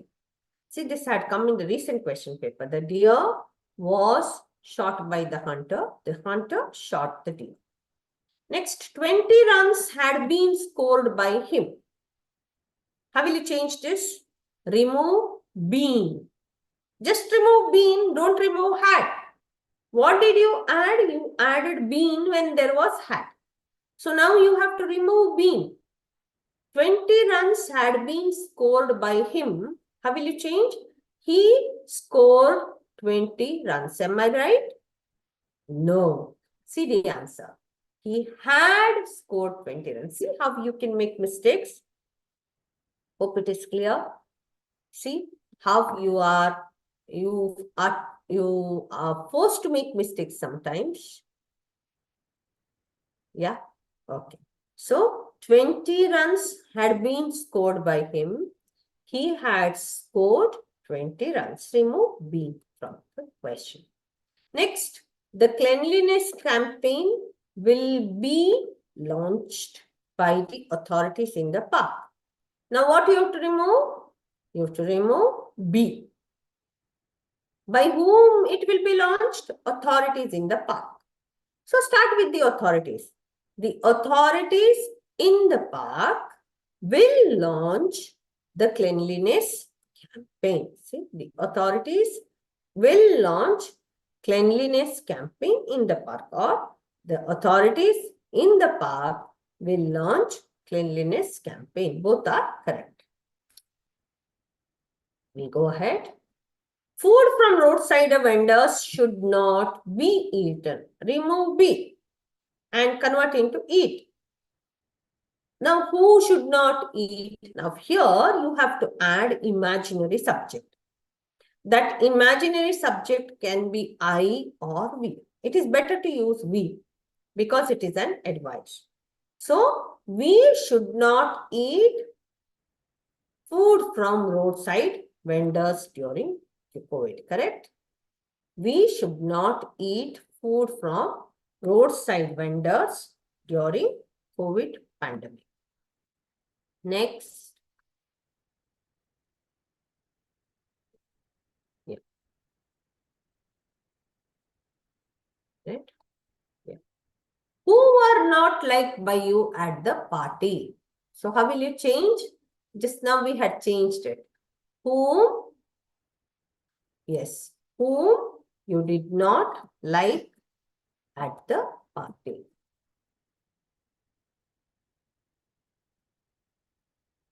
Yeah. Whom you did not like at the party. Next, the jackpot will be won by her. How will you change? Remove be from the sentence. The jackpot will be won by her. How will you start? Yes, it is she. Correct. So, she will not win the jackpot. She will win the jackpot. Jackpot will be won by her. She will win the jackpot. Remove B from the sentence. Next, yam is eaten by the people in my country. Is eaten. So remove is. Convert eaten to eat. That is the rule, isn't it?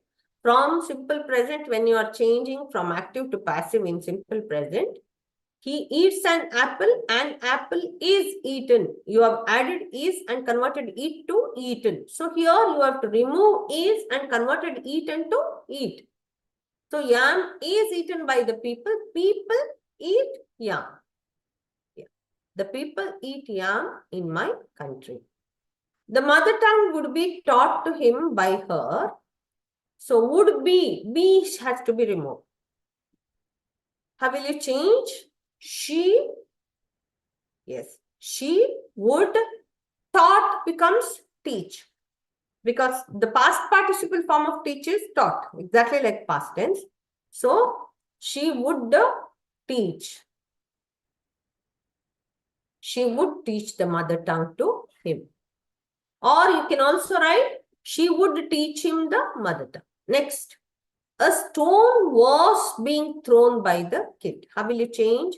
Was being, remove being, and to the verb throw, add ing. How will you change now? See, remember, you have added being. You have to remove being. But what was there in the original sentence? Why did you add being? Because there was ing. So the kid was throwing a stone. My dear students, don't neglect all these things. Oh, I will leave a direct indirect speech. I will leave active. Remember, these are the crucial and very important places where you can score 1 mark each. And that will really help you to get those pass marks. I've told you this is a supportive subject, and this 1 mark will help you when you get 39. So, what you should do? You should gain this one marks. This 1 mark will come from this active to passive and passive to active voice. There will be a sure sentence from active to passive and passive to active. So 2 marks are very important. You will lose even for those 2 marks. So try to understand this very clearly and do it. The more you practice, the better you will be. Remember that. A stone was being thrown by the kid. You have to remove being. And so how it will be? The kid was throwing the stone. Understood? Being has to be removed. Throw should become throwing. Next. The door had been knocked at by someone. Someone had knocked at the door. See, had been. Once check the sentence. Been you have to remove. Keep had as it is. The door had been knocked by someone. Someone had knocked the door. Is it clear? Next, the girls who had not done their homework were punished by the teacher. Who punished? The teacher. The teacher punished whom? The girls. The teacher punished the girls who had not done their homework. Am I right? Remove were. Were was added in the sentence. So the teacher punished the girls who had not done their homework.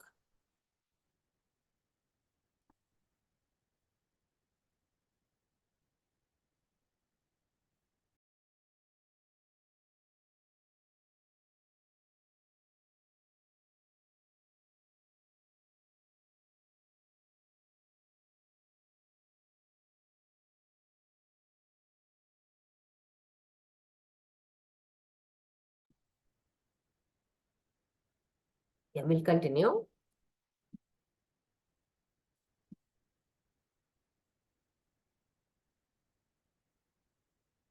Okay. See the continuation of the previous one. Yeah. 1 minute. So, hope it is clear to you all. From direct to indirect, from active to passive voice, how to change, and from passive to active voice, those many sentences we have changed. Now we will come back. I got back the original, the first part that we had stopped in between. Actually, we are still to have that barriers and other things. Just see how is emotional. We'll go back to communication once again. So hope you people are thorough with all these things, active to passive and passive to active. Now we have done only one part in the vocabulary. Next part we will do after continuing with the communication part. So emotions play a very important role in communication, or how emotional awareness is very important in communication. Remember, emotions of a person are very important in communication. So why it is important? See, here are the points. See them in your textbook also. Just go through them. This is not asked anytime. but you can just go through. Okay, now barriers are very important in communication. Every time they are asked. See, what are the barriers? Physical barrier, remember, attitude barrier, emotional barrier, cultural barrier, language barrier, gender barrier, lack of focus, fear of mistakes, psychological barrier, perceptual barrier, that is your perception. You make mistake in the perception of what one has said. Feedback issues. So these are the barriers. Now, physical barriers are the result of the surroundings. Explain. Of course, there is lots of physical barriers. There are lots of physical barriers in the place where we are sitting only. You see here only, I'm sitting in a room, but there are so many physical barriers here. Maybe I'm sitting in a classroom and there is noise because somebody is opening the door, somebody is going that side, this side. Okay. Then the space barrier, space in the sense, say the place where you are sitting, it is not that comfortable. Then climate barrier, that is also a physical barrier. See, you are not able to communicate because of the weather conditions. Say you are in an ice cold area. Say you are in UK now, where already the snow has started falling and you are outside. It's difficult to communicate. There is no connectivity. Then time. Of course, you don't have enough time to communicate whatever you want to communicate. So, see, traffic noise, loud music, crowd noise, technical disturbance is another thing. See, I went out from the Zoom meeting or from this connectivity twice or thrice because of the variation in the internet. So that is why there might be that problem also. All these are physical barriers. So technical disturbance, then even outdated equipment. Sometimes the equipments that you have may be very outdated, old equipments you have. See, noisy office doors, old technology, lack of appropriate instructions can lead to problems. So these are all barriers. Okay. So these are physical barriers. So explain these in your own words, 2-3 sentences are enough. Now, structural barrier. When there is gap in the organization, you do not know what is the structure of the organization. You just join the organization and you are made to sit in a place and you are asked to do your work.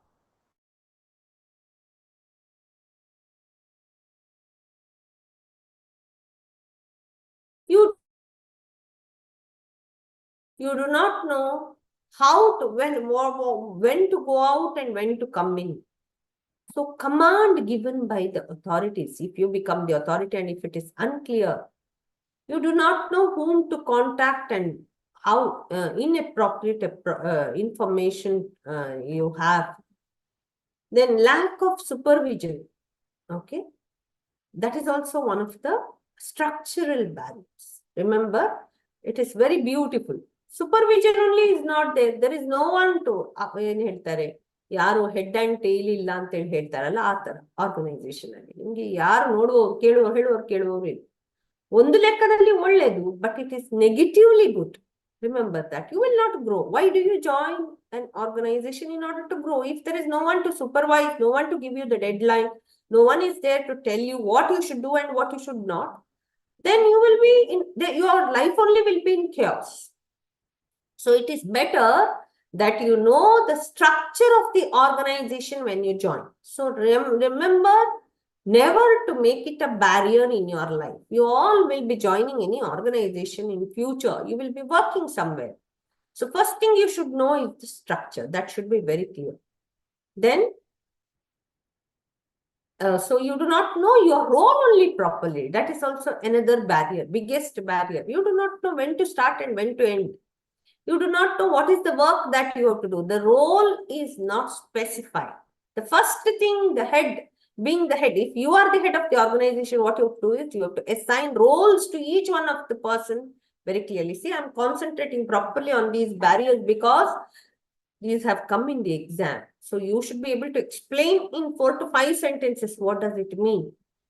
So all these words are very clear, very important. Okay. When the command is not clear, you do not know whom to contact. When the information is not transmitted properly, when there is lack of supervision, you are not clear about your roles and responsibilities, then that becomes a barrier. Because you know, go out of your role and you try to act someone else, which is not right. Okay. A clerk has to do clerk's job only in an organization. A teacher cannot do clerk's job. Teacher has to do teaching. That is her job. In addition, okay, if the role is assigned by the management, she can do, not on her own. Poking the nose in everything, that is not right. So that is the barrier. Hope it is clear to you. Next is language barrier. This is the biggest obstacle in a workplace, especially when you do not understand the language of the people who are speaking. Say, for example, if you get a job in Chennai, where people are speaking in Tamil, everybody speaks in Tamil, and you get to know only your name in between. When I went to Kerala recently, not recently, a year back, okay, and when I went to the hotel, there they were speaking in Pakka Malayalam. My friends who were there with me, they knew Malayalam very well. And they were also reciprocating in Malayalam, but unfortunately, I couldn't understand anything. Only I could understand was my name was coming in between. Seema, Seema, they could say. And I was just looking at them dumbstruck. I did not know what they were saying. So that is the biggest barrier. You will feel it when you are working in an organization when you do not know the language properly. That is why, see, different words will have different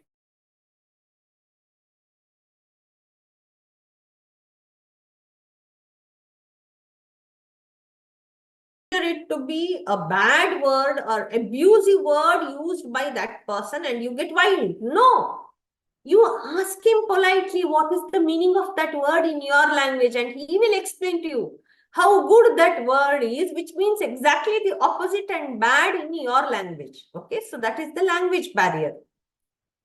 So at different levels, it is different. So semantics, the meaning is different. Then the grammar is different. Pronunciation of words is also different. You see how different people pronounce. If you go to West Bengal, look at their English. The way they pronounce the words. But you cannot laugh on their face, because if you are a Bengali, you would also pronounce in the same way. Okay. So there is lots of difference and this becomes a barrier in communication.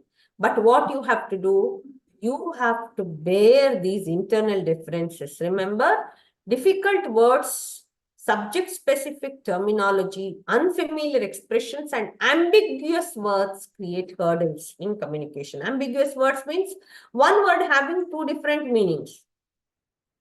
Your expression itself can have different meanings. Okay. So all these are important. So because of all these barriers, it is important to use clear, simple, and easily understood language. Now, cultural barrier. You know that culture varies from one place to the other. So it is very important to understand the culture through of that person in order to understand the message received by him.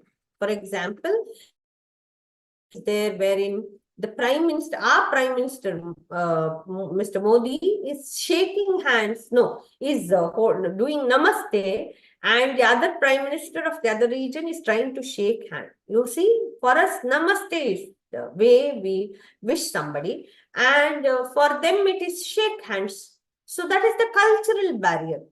But it is only a meme, it is not reality, because our Prime Minister also knows the culture of that place when he goes there. So he will come to that level, he will stoop down to that level and he will be ready to shake hands with him. You are seeing our Prime Minister shaking hands with so many other Prime Ministers.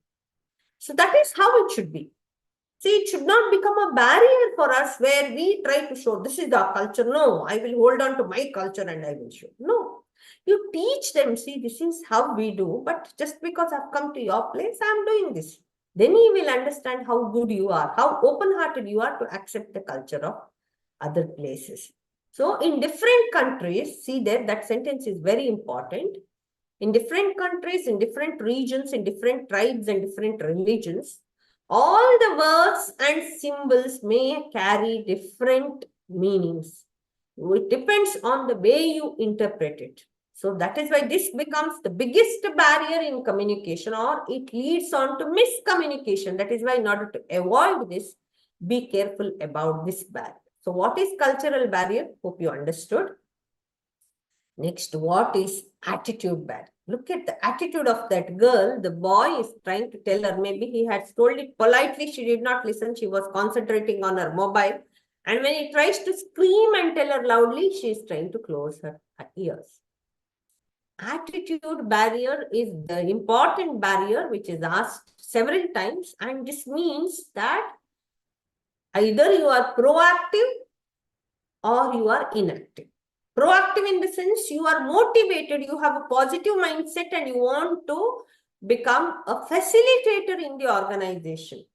So that attitude is the blessed attitude. You should have that attitude when you are working for a company.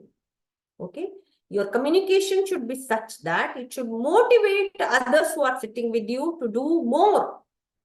You should not have that negative mindset where you are finding out faults only. This is not there, that is not there, this is the problem. You are dissatisfied, disgruntled, we say discontented employee. If you are, then you will be all the time complaining and complaining, grumbling and grumbling, finding faults only. As a result, you are creating that negative atmosphere everywhere, where that negative mindset is created among the employees. So it is always better to have that proactive mindset. So attitude should not be a barrier for communication. You should always have that polite, positive attitude. You always be ready to take initiative in any work that is given rather than hesitating and refusing. Okay. So that is the quality of a good manager. And such problems, all these attitude problems can be addressed by regular interaction. So there also communication becomes very important in order to avoid this attitude barrier. Now, perception barrier.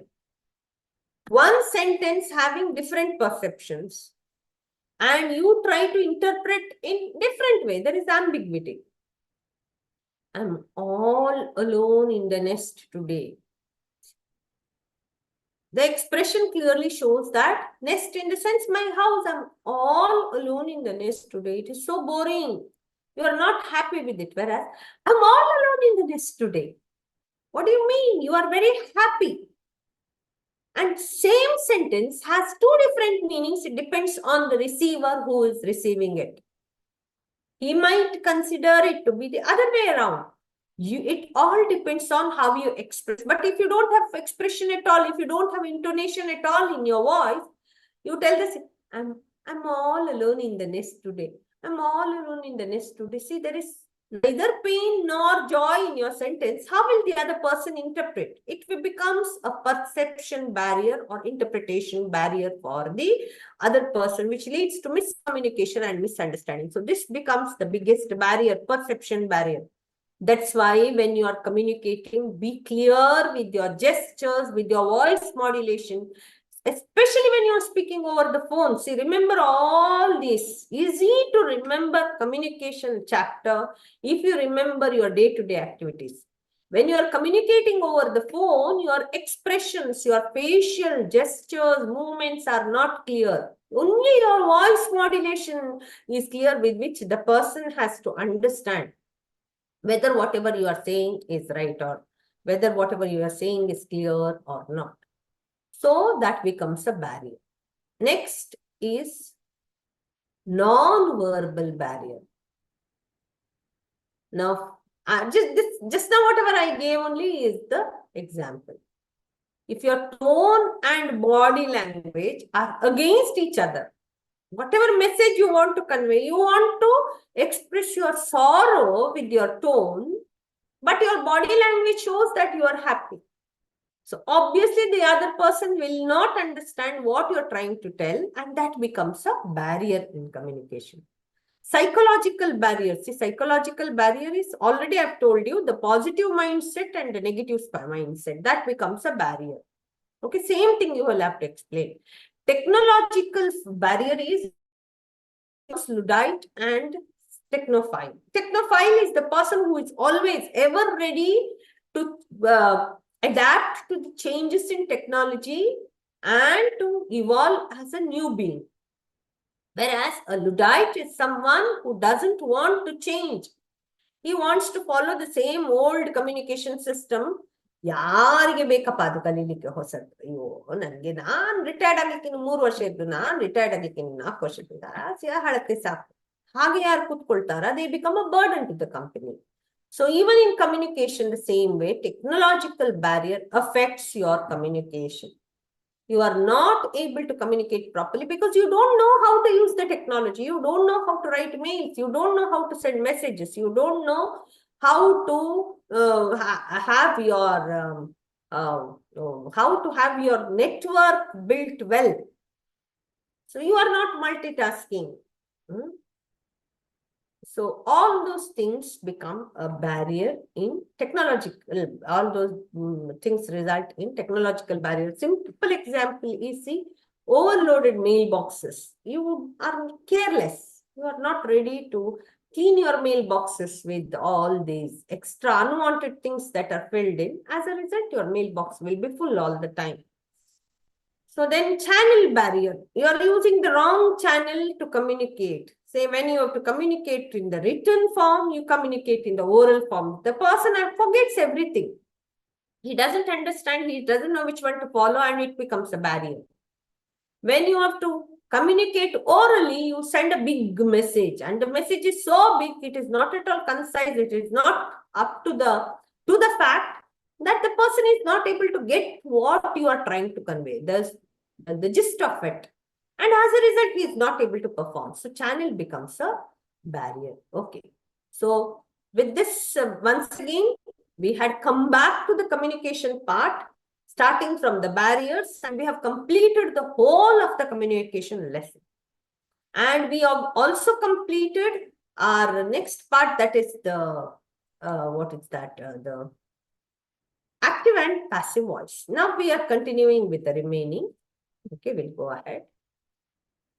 Yeah. Now we are here with the direct and indirect speech. Just give me 1 minute.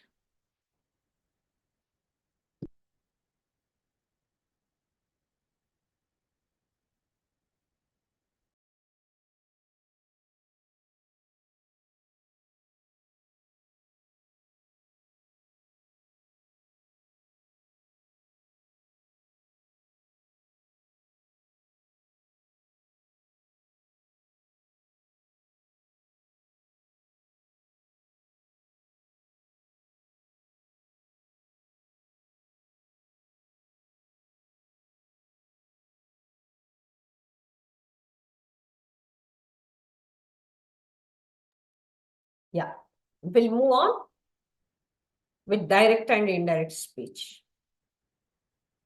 Okay, now here you have to remember, see, in active and, don't get confused at all, active and passive voice, what did we do? Just try to remember. That's why it's good that we shifted from communication to active and passive voice, and then again we went back to communication. Just recall, what did you do in active and passive voice? Okay, if the sentence was in simple present tense, you added one auxiliary, sorry, simple present tense, you added one auxiliary or modal to it. Either is or was, are or were. You added that. She reads novels, novels are read by her. Okay. Then from, if it was present continuous, ing was there in the sentence, you added being, and you use the past participle form of the verb. Then opposite is vice versa, wherein you remove the being, that word, and you change the past participle form to simple form. Remember that. Similarly with the past tense. Okay. Then you had has, have, had. You added been over there. Opposite is remove been. That's all. And the past participle form of the verb changed to simple form. That is also one more thing. And then next is which one? You had can, could, shall, should. There what happened? You added be. Okay. She can drive a car. A car can be driven by her. Okay. Be was added. Opposite is when from passive to active, remove that be. Yeah. Now we are going on to, so that was active to passive and passive to active. Hope it is very clear to all of you. Now we are moving on from direct and to direct, from direct and to indirect speech, and from indirect to direct speech. Okay. Now here, see here also 2 marks you can get. Okay. 2 sentences may come. From direct to indirect one and indirect to direct another, or both from indirect to direct, or both from direct to indirect. Whatever it is, if you try the one way, then you will automatically know the other way. So to start with, see, what is the, what happens in direct and indirect speech? Remember there, you don't have to touch the tense of the verb. As it is, you have to use it. Isn't it? Only you have to change the form of the verb, remember. Drink, drank, drunk. Eat, ate, eaten. That was the form of the verb. Now here, you have to change the tense of the verb. From present tense, you should change it to past tense to past perfect. See. Simple present changes to simple past. For example, she said, I like to play. Now, as you know, you already know these rules, but let us brush up. You remove the inverted commas. You add that. That is one change you have to make. Then, she said, I like to play. She said that she. Now, like becomes liked. She liked to play. Next. Rakesh left on Saturday to his hometown. How does it change? Rakesh had left. See, you have to add had when there is past tense. Rakesh left becomes Rakesh had left on Saturday to his hometown. Remaining things remain as it is. Present continuous changes to past continuous. He said, I am going out. He said that he was going out. Is it clear? I am becomes he was. Past continues to past perfect continuous. We were living in Bombay. He told me that they had been living in Bombay. Okay, it's 12:30. We have only 1.5 hours. We will go fast. Next, remember that if it is universal facts and scientific truth, it does not change. See, simple example is the earth revolves around the sun. It always revolves. You cannot say the earth revolved around the sun. What is happening now then? The teacher said that the earth revolves around the sun. This is very simple way, simple sentence. If this type of sentence comes, it is very easy for you. You can easily score. Next. See, time and place are changed as this, you know. Here becomes there. Today becomes that day. Okay, that day. Or this day also you can write. It is not wrong, this day. Yesterday becomes the day before. Now becomes then. Tomorrow becomes the next day. Next week becomes the following week. This becomes that. These becomes those. Thus becomes so. Last night becomes the night before. Kapil said to me, they will win today. Kapil said to me that they would win. Today becomes that day. Okay, this day is not wrong, I have told you. So either that day or this day. Next, modals like would, should, ought to, and might do not change. She said, I should avail the opportunity. She said that she should avail the opportunity. See, should remains the same. Remember, should, would, ought, might, all those remain the same. So she said, I should, she should Avail the opportunity. Next. Now, imperative sentence. The master said to the servant, the master ordered the servant or told the servant. Both are correct. You don't worry about that. Either ordered you right or told the servant, but you use to complete the work soon. See, ordering or telling is to. Okay. So there you should use to complete the work. Whereas in interrogative sentence, as it was in the our previous one, and the active passive voice, here also WH word remains the same. Auxiliary, so if or whether is added if it is has, have, does, do, etc. If the sentence is starting with. She asked with Pawan, what are you doing? She asked Pawan what he was doing. Not what was he doing, what he was doing. Remember, the third person comes first, then comes the auxiliary when you are converting to indirect speech. Is it clear? So she asked with Pawan what he was doing. Whereas, are you coming with me changes into if or whether. So any other question other than the WH word question changes into if or whether. So Sonia asked, are you coming with me? Sonia asked whether or if I was coming with her. Or Sonia asked me if I was coming with her. Sonia asked her, if you are using her, if she was coming with her. Exclamatory sentence, you see. The reporter said, alas, many lives have been lost. The reporter exclaimed that many lives, see, that many lives have been lost. As it is, the tense should not change in exclamatory sentence. Okay, now see, let's convert this. Reena said nobody can solve the problem on earth. Reena said that nobody could solve the problem on earth. Okay, nobody could. Next, he said, will you all come for the meeting? He asked whether they all would come for the meeting. Next, she said to me, it has been raining. She said to me that it had been. That's all. Raining. You cannot become, I could not. Then Varun said every kid should learn reading. Varun said that, or Varun suggested that every kid should learn reading. See, it is a suggestion. So as it is, you have to keep, you cannot change the tense.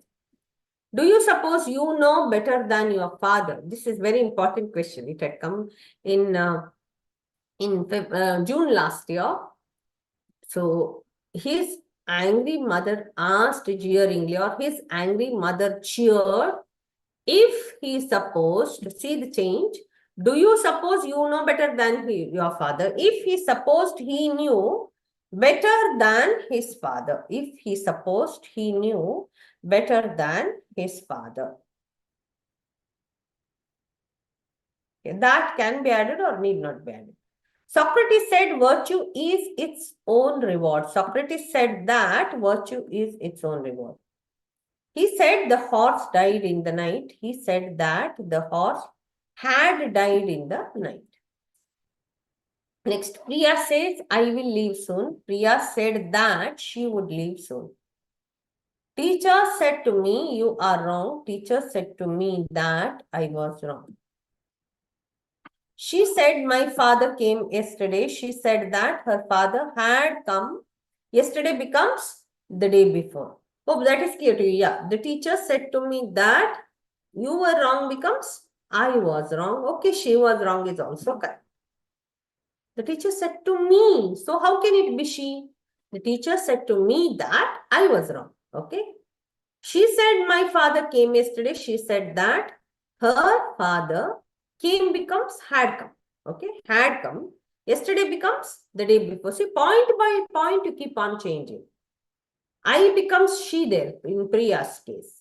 Will becomes would there. Similarly here, my father becomes her father because she is saying. Okay. So who is saying she is saying? See, reported speech means or indirect speech means you are reporting or telling somebody what has already happened. So how will you report?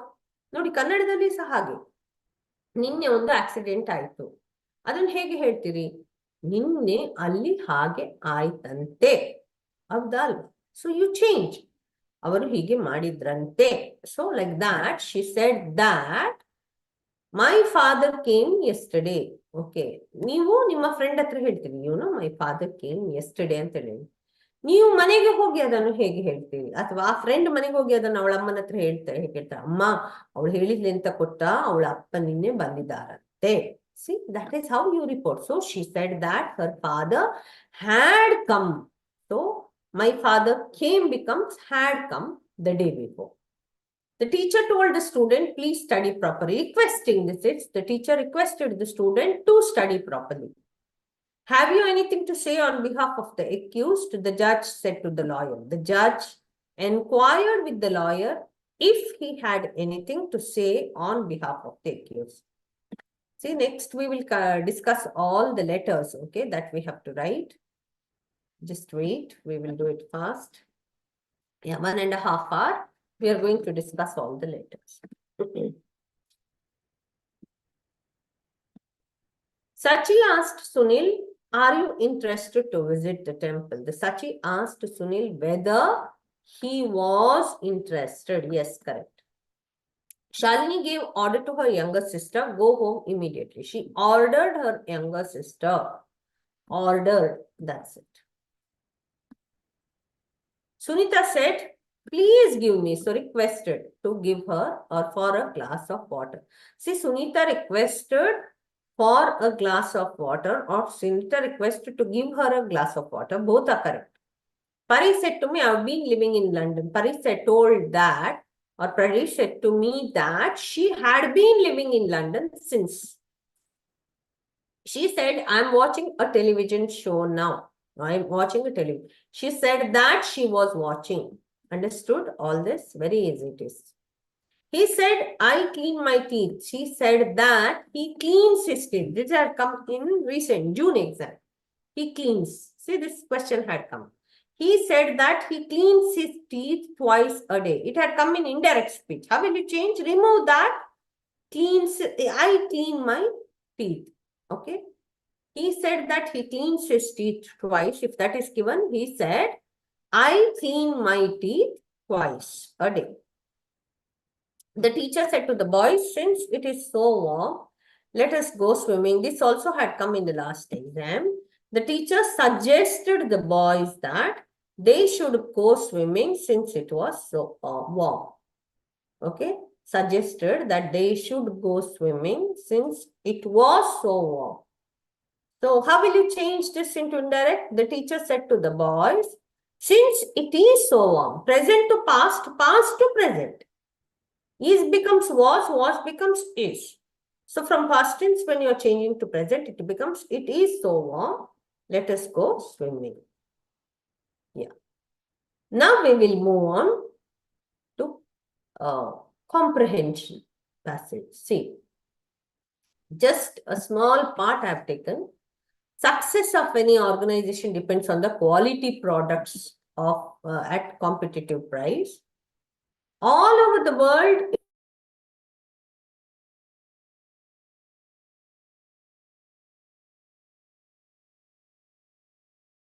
products give reward to the organization. In what manner do they give product? Good product give the this one quality product at a competitive price if they are sold. Quality goods are not enough. Every department or individual contributes to it. Quality products at competitive price. Okay. So it can give reward if it can give a competitive edge to the organization. If it gives a long-term success to an organization, it leads satisfaction to the, see, all that is there. Quality products at competitive price, then satisfies the customers with the continued patronage and favorable word. Okay.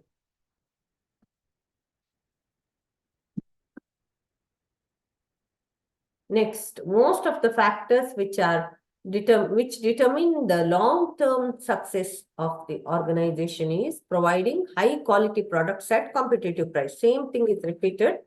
Hope you understood. You see the question paper of January 2021. See, I've taken it from January 2021.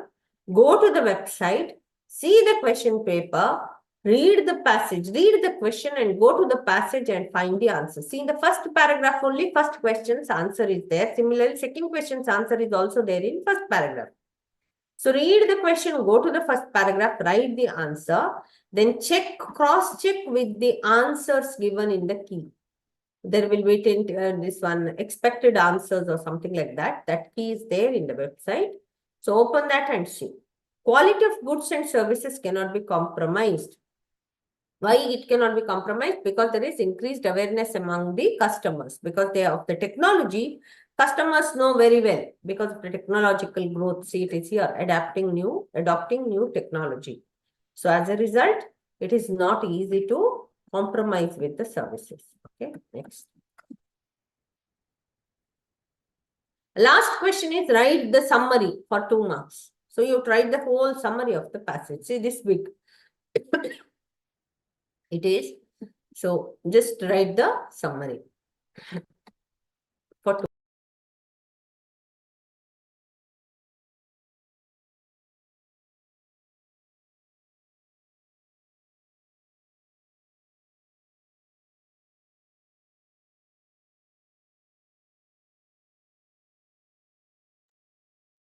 We'll move ahead. Yeah, next question paper. This is the employee turnover rate. Okay, in an organization, everywhere it is the commerce passage only that is given. So I'm sure it will be very easy for you to answer because you are all commerce students, all related to your work atmosphere, your marketing, the production part, and all those things. When it will be tough for you, if something related to science is given, then you have to be little careful. But if you go to the question papers, there are some question papers which have given science passage. Okay. See here, why I have taken this passage is mainly because just to show you that even long answers, so long points are required. See, what do you understand by employee attrition rate? That is the number of employees leaving the quitting the organization. That is attrition rate. That is there in the first line itself. Explain the ways to reduce high employee attrition. See, this is for 2 marks. So there are so many points in the paragraph which will tell you how to reduce. See, it is not in this paragraph. It is in the next paragraph. I have not put the paragraph here. You go to the question paper. See, all these points are directly given in the paragraph. You have to just pick them and write and you will get 2 marks. That's why I said, don't leave attempting the comprehension passage. Directly, don't read the passage and waste your time because you are always in need of extra time. Remember that. So lack of time is the biggest problem. And then don't come out and say that I couldn't attempt it all. I knew it was such an easy question, but I knew everything, but I couldn't write all that. Hundreds of, complaints you will have. But you remember, you are only responsible. You are the master of the question paper. I told you once you enter the hall. So you have to see that you write these answers using your smartness. So you should be very smart and quick. Don't waste single second in the hall. Okay, you have to be that much fully concentrated in the question paper with your pen and your. Don't turn and see. Even if somebody falls there, doesn't matter. Your life is important for you now. Okay. Don't go to help and all that. At that moment, there are invigilators. I'm not hard-hearted, but I'm telling you, even single second is important for you because that you will be losing your time. So just concentrate on yourself, be little selfish on that day and see this answer. Why I'm telling this is when I asked the students who had written, this is from the recent question paper, they said they did not attempt comprehension passage at all because it was too long. See, that is not a reason at all. That is the easiest because the answers are in front of you. You don't have to go in search of answers. Remember for this passage. See, these points, why you should reduce, how can you stop the employees from leaving the organization? See, give flexible work schedule, provide good career path to them, appreciate the employees when they are in need, have competitive pay structure for them, hire good manpower with right skills at the right time. See, that you have to do in your company. So all these will reduce employee attrition. So easily you can write these points, provided you search for that answer. Say, first answer, first paragraph, second answer, second paragraph, like that you go. Because till now, in most of the question papers, if you see, they have not jumbled up. Like, first question is from the last paragraph. Like that they do in other competitive exams. If you see math question paper or CAT question paper, you will find such paragraphs wherein the last question comes first. That way, for which you have to read the whole paragraph. Otherwise, you will not know how to answer. But here it is not like that. And that's why take a risk and answer the comprehension passage. Next, what is the importance of employee turnover in an organization? That answer is there. Next answer, just you check the answers. Okay. Now, this is the recent one. In June, they had given about air pollution. You'll see, I'll just show you how small and direct are the answers. Okay. Just for that reason, I have picked this passage. You see, first one is, what is air pollutant? Not air pollution, air pollutant. What is it? It is the content in the air. Okay, which pollutes the air. Then directly you can write in your own words, but since it is given in the passage, directly write from the passage. Why do we feel suffocated in the closed environment? Because of the lack of oxygen. My dear students, you will get 1 mark if you write that one word, lack of oxygen, which is there in the paragraph. Next, again I am repeating, please answer comprehension passage. Even if you feel that note making is too much, actually that will fetch you very good marks. Comprehension passage, direct 1, 1, 1, 1, provided there is no summary. See, this question paper, June people were very lucky. They did not have summary. They had to answer only questions and it was direct. Summary was there only in note making. So if you don't have summary, directly answer the questions. How the sick building syndrome, it can be characterized. See, these points are directly there. Okay, in the text, this one, question paper. Then why hazardous? Because of, why it is hazardous? Because 3,000 chemicals are present in the, this one, tobacco smoke. Now, why is indoor air? How can one overcome the dangers of indoor air pollution? I had read this answer initially from the question paper. By starting good work at your own house, you can solve this problem. Having ventilated house, not smoking tobacco inside your house, not burning coal inside the closed room. See, all these are the solutions. Very easy, the passages. Okay, now how are you doing note making? This is not needed. See here. This is the passage. Take the first paragraph. Whether one runs a large business or is starting out with a new venture or works as a corporate professional, chances are that at some time, one would be required to make a business presentation. So this is about business presentation. Whether you are selling a product to a client, sharing your vision with the employees, or looking for the new investors for your business, your presentation will always matter. So you give the heading as business presentation. That is enough. Now see, sorry. How are you going to write? See, this is how you are going to write. See, 3 columns you have to make. The first column is for the main heading, number 1. Main heading in the sense, main side heading, not the main heading. Main heading is the title, that is over. Now, in your answer, the main heading is business presentation is essential for. 1 column in that, number 1 you have put and here you have written. Draw the second column from top itself. Okay. Draw the second column from top itself and then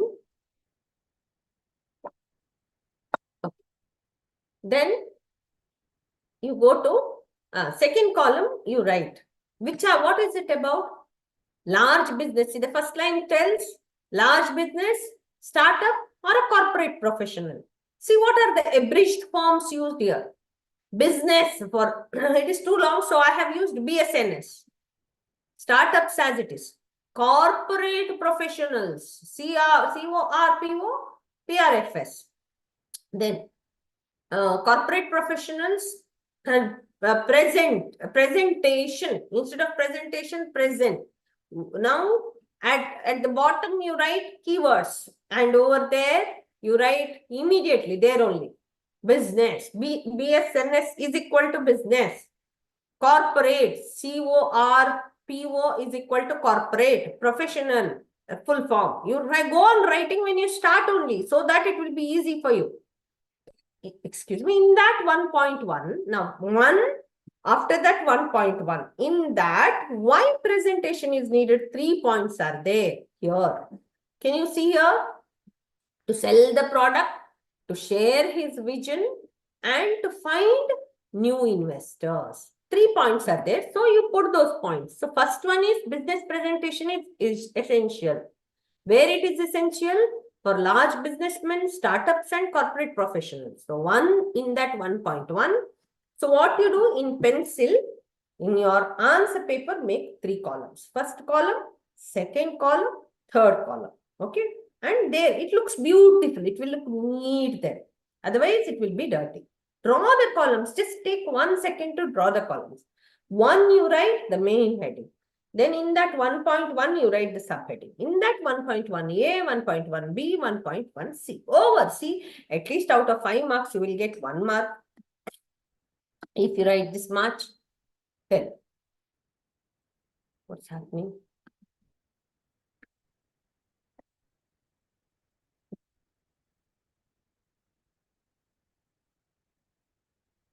Yeah. Next one. See, second part is making a good business presentation can be intimidating. You want to capture as much information as possible to answer. So what do you want? How can you make a good presentation? Next point is to make a good presentation. See, objectives is first one. You need not write objectives. You can write to make a good presentation as the side heading. Number 1 is capture the information. Second one is engage the audience. See here, you want to keep your audience engaged. Second point. Third one, satisfy their interest. Okay, you want to keep their audience engaged and interested. So you want to satisfy their interest. Then here, what you are doing, what you are going to do? You are telling personal stories, giving analogies. You are telling stories to connect. Give personal analogies. All that is there in the passage itself. Go on writing. Take on a journey.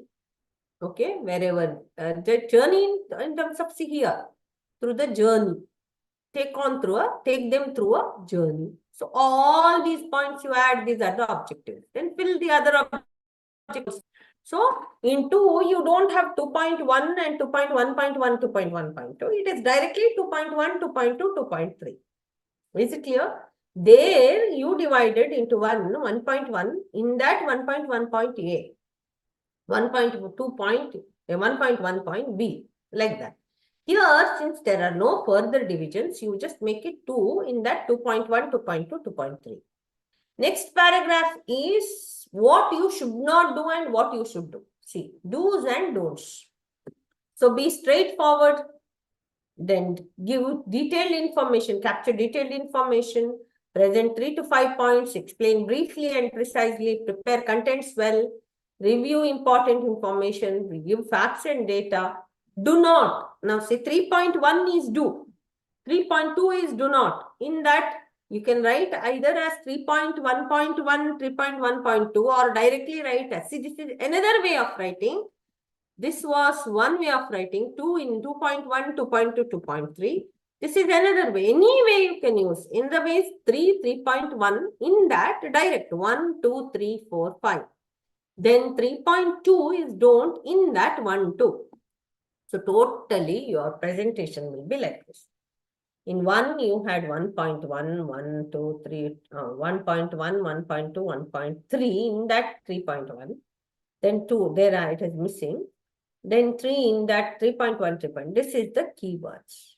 Okay, instead of writing just key, you can write keywords.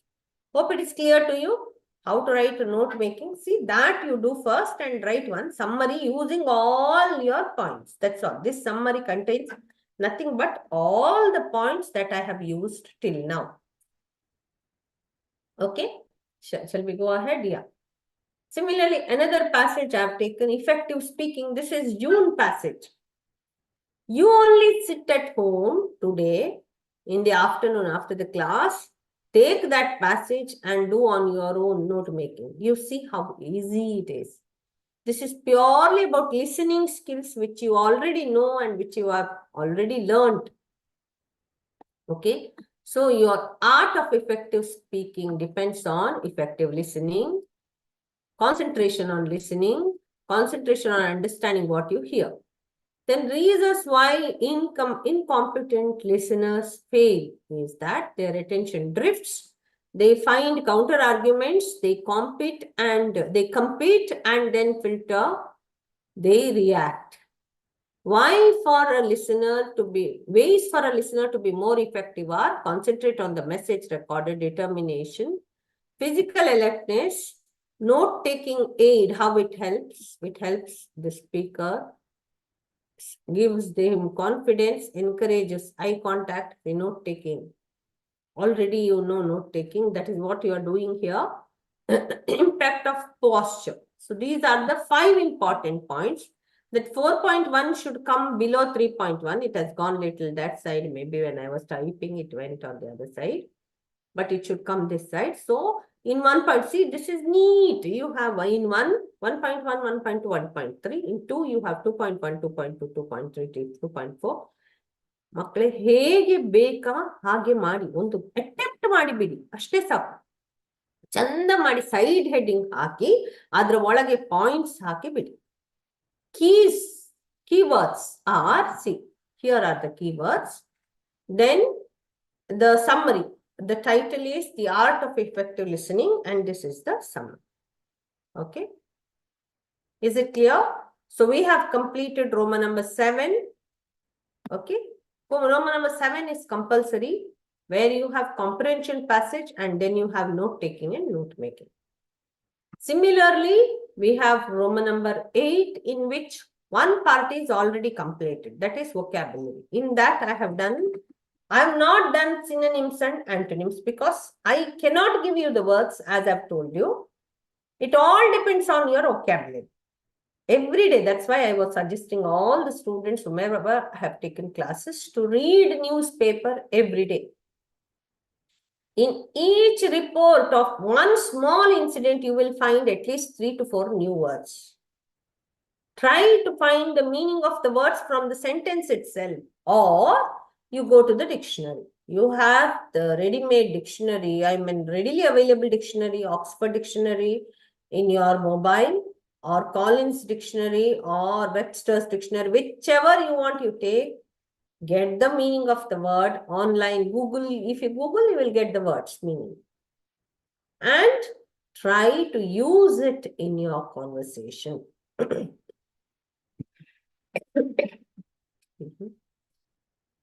Whatever new word you have learned, remember to use it in your conversation so that it registers in your mind. When you use it in a sentence, you will know the meaning of the word very well. Similarly, the phrases. Phrases are also used in every question paper. So, sorry, used in every newspaper. So, just use those words, use those phrases in your day-to-day dialogue, and it will be very easy for you to understand the meaning of those phrases, and it will be very easy for you to use them. Okay.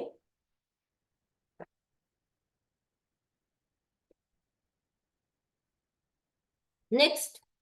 So I repeat, I'm not doing synonyms.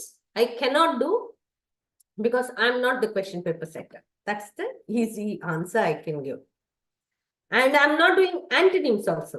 So unless you know the meaning, you will not know the opposite of it. So try to guess. As we guessed in the beginning, I showed you how to guess.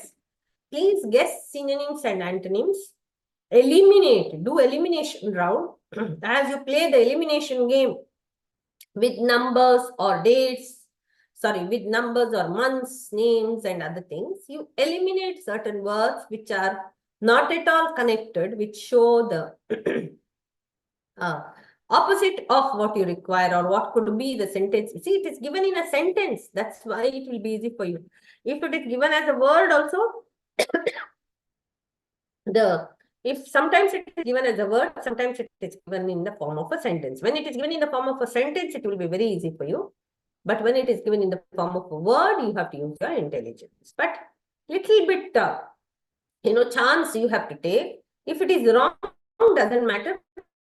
But you don't have this. So it is positive. You just have to go ahead. If it is right, you just have to go ahead. You are lucky. You will get marks. That's it. So there you will get 1 mark. Next, Pressy writing. This is very easy, my dear student. What you have to do is don't hesitate to read this. Okay.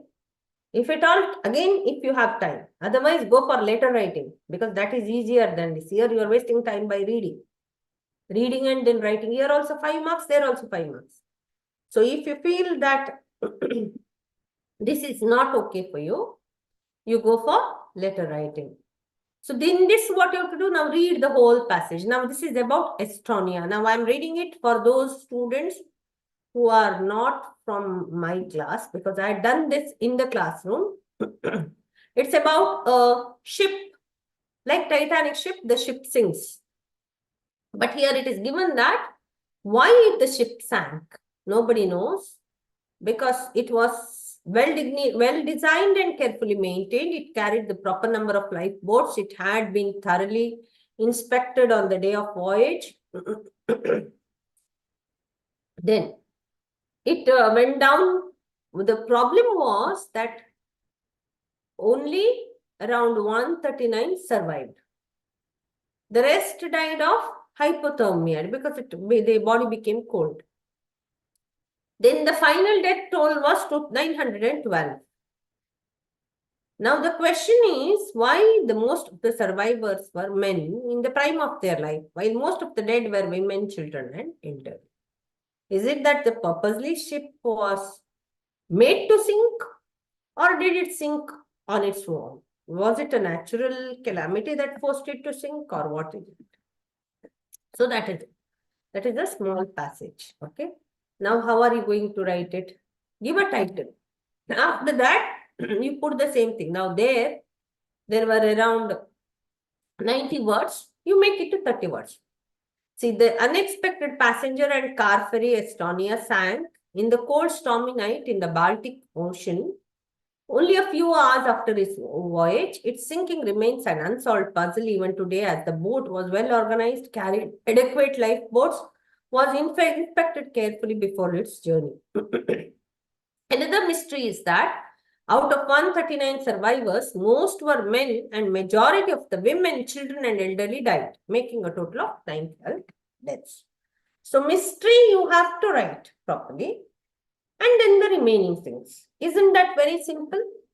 Don't you think it is simple? Provided the passage is very long, like June's passage. June exam, they had given very long passage.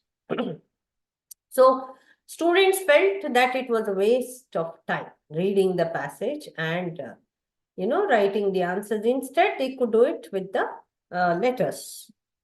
So they tried for letters. Now, this is another passage. Now, this is purely the passage related to science. So, if at all you feel that it is science, human evolution and emotions, how emotions are connected with evolution of human beings. Next is letter writing. Okay, we will start with letter writing now. It's 1 o'clock. All of you take your pens and write what is the format of letter writing. On your own, you write. I will wait for 2 minutes. Write fast in your paper. And let us check cross-check whether your answers are right or not. Done? Okay, I don't know. I can't see the chat, so I will just guess that you have started. So I will go on. First is the sender. From address is first. The other day in the classroom, somebody asked me whether to address is first or from address is first. You are first. Remember, who are you? You are the sender. So your address should come first. From address should come first. Then comes the date. Then to address. Details of the recipient is one who is receiving from you, and he is to. Excuse me. Then salutation. Salutation is dear sir, bar madam. Okay. Now that salutation has connection with your ending of the matter. Remember this very carefully, clearly understand. Salutation, if it is dear sir or madam, then it is yours faithfully at the conclusion. If it is dear, dear Mr. Pai, dear Mr. Shetty, or dear Mr. Sequeira, if it is some surname, okay, or dear Mr. Rahman, any surname for that matter, then you have to end it as your sincerely. Remember, surname, sincerely, sir, madam, faithfully. When you are showing respect, it is faithfully. Of course, otherwise also you have respect, but when you are mentioning the name or when the person is very familiar to you, then it is yours sincerely. Then you have to add the subject line. Okay. After that is the subject. After salutation is the subject, remember. After saying dear sir, madam, it is the subject. The subject is whatever, application or order, letter of order, the letter of complaint regarding, letter of, what are the letters? Letter of order, letter of complaint, letter of reply to the complaint, letter of request, all these things. Then the body of the letter should contain 3 paragraphs. Remember, it should be divided into 3 paragraphs. Purpose of the letter, what you want and when you want. Then complimentary close is eagerly waiting for your reply. My dear students, I went through your letters. As many of you do not know how to write letters. Please concentrate nicely and make proper sentences. Don't make mistakes while writing the body of the letter. For which letter, how you have to write, please learn properly. After that, complimentary closing is your signature. What is your signature? Above, first put the sign. Below that, write the name in capital letters in brackets. And below that, put the designation. Now, for example, this is the complaint letter. You see here, you are Suraj.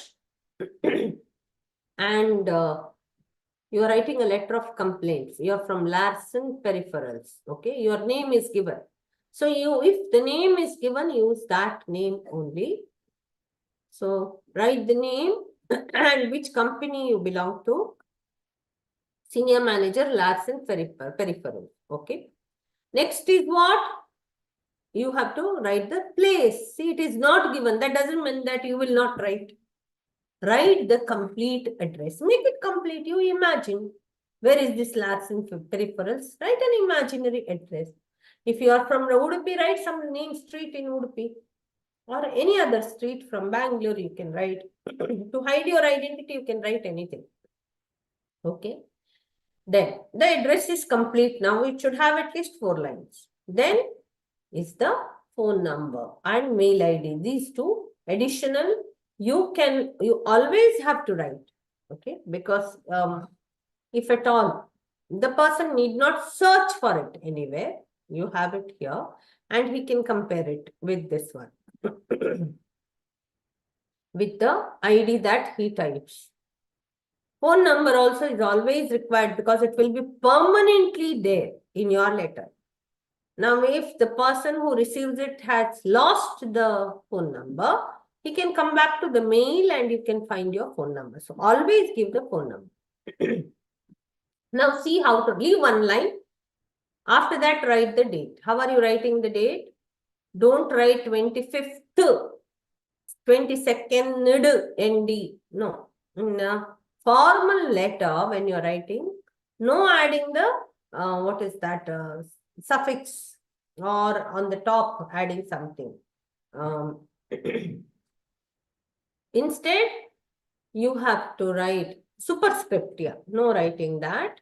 Instead, just the date and the month in words. I'm repeating, write the month in words. Even after telling 100 times in the class, in your letters, you have written the month in number. Please remember to write the month in words. Always, I have told you, American way of writing letters and British way of writing letters. In one way, now in my computer only, today is, this one is 12/18/2023. So 12 is the month here, 18 is the date. Date I might write as 12. So in order to avoid the confusion, you write month in words. And sometimes if it is 7/8 or 7/6, 6 is June. British will consider 7th as the date, but Americans will consider 6th as the date. For them, July was the month. See how confusing it is. Instead, you do this date and month. Leave one line, okay, month in words. Then write to address, full address. Always the address should have the concerned person. See, write a letter to the grievance cell if it is written. That doesn't mean that to grievance cell you are writing in your answer. Who is grievance cell? It is not an, mortal object. It is having life. The grievance cell, some man should be there in the grievance cell. You can just write the head grievance cell. If the name is not given or you don't want to write the name, you can just write the manager or the head. Then you can write customer grievance cell. Don't directly write a letter to customer grievance cell.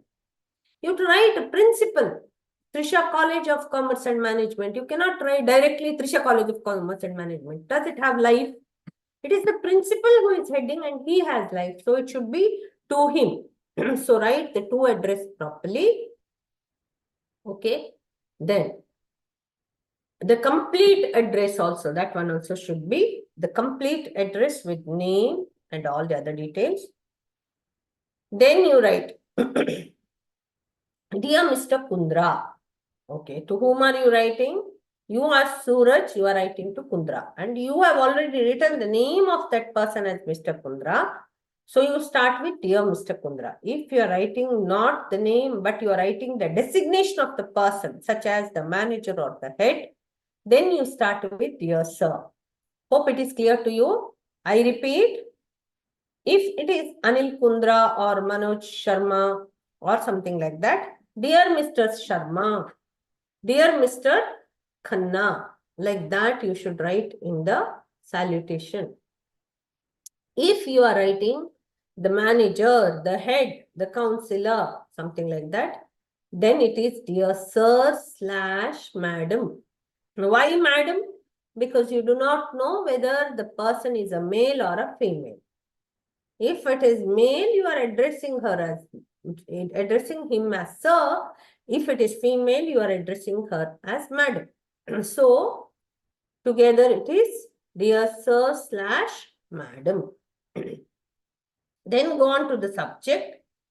Write the subject, complaint about the damaged printers. Okay, it is a complaint letter. 3 paragraphs. Now, if it is complaint, in the first paragraph, tell when you sent the order, when you wanted the order and when you have received and what is the problem. Okay. See, first of all, there was delay in the receiving the order. Okay. The order was, delivery of the order was delayed. Secondly, the faulty computer. First, you start with the faulty computers. I have received so many faulty computers on this particular date. Excuse me. So, and then second thing is there is delay. Third thing is, now for faulty computers, what do you have? Attached the unpacking video. You have attached, in brackets you write what you have attached as proof. Delay your mails. Okay. or the delivery receipt, then there is no response from the company for your mails. So just refer to the trailing mails. So 3 problems you have in complaint. Remember, first one is that the delivery is late. Second one is that there is damage. And third one is that the communication is not there from the company. Okay, so these are the 3 problems. Now divide them into 2 paragraphs and write. And last is conclusion. Now hope the matter will be solved so that you will be either you will replace the faulty. Don't write either or. It is better to write kindly replace the faulty printers within the next 2 weeks. Okay, eagerly waiting for your reply. That is enough. Thank you. See, it is not thanking you, it is thank you. Remember, it's a complete sentence now. Thank you is a sentence with full stop. Then after that, yours sincerely, since it is Kundra. You have started with Kundra, so yours sincerely. Then you put the signature, then the name in brackets, capital letter and designation. Okay. See, we hope to hear from you, so that we continue with the ongoing relationship. Next is the response letter from Anil Kundra. I don't think it is needed. Just go through if you want. Next is the letter of inquiry. Okay. Now your inquiry is also the same way. But you see, again, inquiry is you have to introduce yourself and then you have to get the information required. Remaining things are same. Now just see the letter. You're planning to join the communication skill workshop. Okay. One advertisement has come and you want to join. So you want to get the information. How will you write a letter? See, if the name is not given, here the name is not given. So you can use XXX if you want, or you can use an imaginary name. It is left to you. Now I've used both types of letter I've shown you. In the first letter, I have used the imaginary name. Here, or I have used the given name and the imaginary name. That Kundra was my name.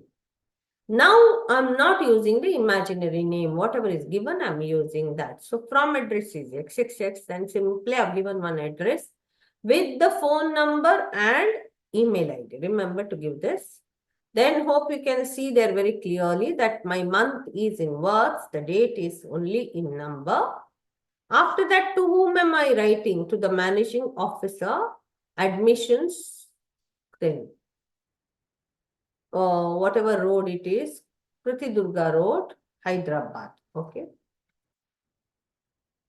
Dear Miss Shetty, now what all do I want? See, first introduce yourself. Since I'm holding the master's degree in English, I'm interested in developing my communication skills. So I would like to give you the following information. First is the trainers who are there. What is the time duration? Whether the certificates are provided. See, some courses they do and they don't give the certificates at all. They make you run around. So you clearly ask them whether the certificates are given. Then what is the job assistance provided, etc. I look forward to hearing from you in due course. See, this you by heart. I look forward to hearing from you in the due course and write that. Thank you, full stop. Leave one line everywhere in between. Remember in your letter, yours sincerely, put the signature, put the name in bold and the designation. Next, you have ordered 100 units while checking. This is the same thing that we have done already. Complaining, already 100 units you have ordered. See, ordered number is this. But we have received so many faulty, this one of poor quality. So I hereby request you to replace them within 5 working days. You need not write failing which the order will be cancelled. That will break your relationship with the seller. So we look forward for a swift action at your end. Thank you, yours sincerely. Then next is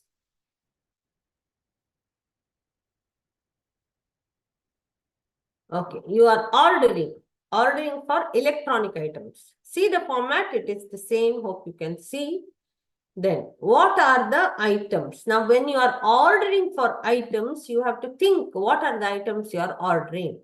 Since it is electronic company, see, they will not give you anything. If they have not given you, what is that? Your electronic company means obviously, say you are ordering for electronic items, means obviously fans, then computers, and then what is that? ACs, anything you want, see, you can order, tube lights, etc. Then you have to put at least 3 conditions. First one is that transportation will be done by you.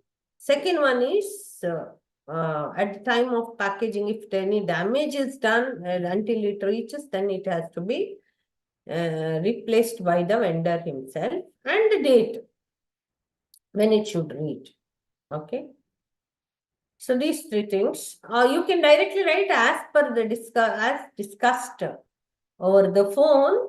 We are happy with the quotation that you have provided. Like that you can write, and you can start the letters ordering directly. Otherwise, you can also ask him to send a quotation. That will be too late, but this is how it is given in your textbook, but doesn't matter. Actually, you can start with, we are pleased with your quotation given for, so we want all these things, but we have certain conditions. Put the conditions, make 3 paragraphs. Again, order placement with the Delhi Sports Authority. See, now this is the student who is the sports minister or sports secretary. He has to send a letter. See, Ravi K is the name of the person. Okay, the address is not proper. I purposely used this address to show you how you can go wrong. See there, who is writing? Who is Pelican PU College? Isn't there any name for the person, or isn't there any position for the person? Who is he? He might be a student at least, or sports secretary. So Ravi K is the name given. So write that. Ravi K, Pelican PU College, sports secretary. You write the position also. How you write? Say, our principal, we write the name, and then below that we write principal. Like that only you write Ravi K, and then you write sports secretary, and then the address, and then at last date, then to address. Now, to whom are you writing? To the manager. Delhi Sports, then all address is given. And what is the name of the manager? See, this is wrong. So again, purposely I have written this. Dear Mr. Khan, where did you mention Mr. Khan? Anywhere is it there in your letter? This is exactly the letter written by one of you, which I am presenting today. Okay, so that you will know. See the mistakes. Okay, I'm highlighting the mistakes now. First thing is that from address is not complete. There is no name of the person, no designation of the person who is writing is not known. Directly the college name is written. Second thing is that to address is written as to the manager, then you are directly addressing him as Mr. Khan. Either you should have written the name of the manager as Mr. Rakesh Khan. Okay, and then you could have written Delhi Sports, or the proprietor Delhi Sports. Then you could have written here, dear Mr. Khan. Okay, then directly, see, no commas here and there, directly writing the sentences. And what are you ordering for? You're ordering for football, cricket sticks, cricket sets, hockey sticks, etc. And then you are also sending a check. See, this is another type of writing. Find the check number for rupees so much, dated on this day. 20% of the payment has to be done. Okay.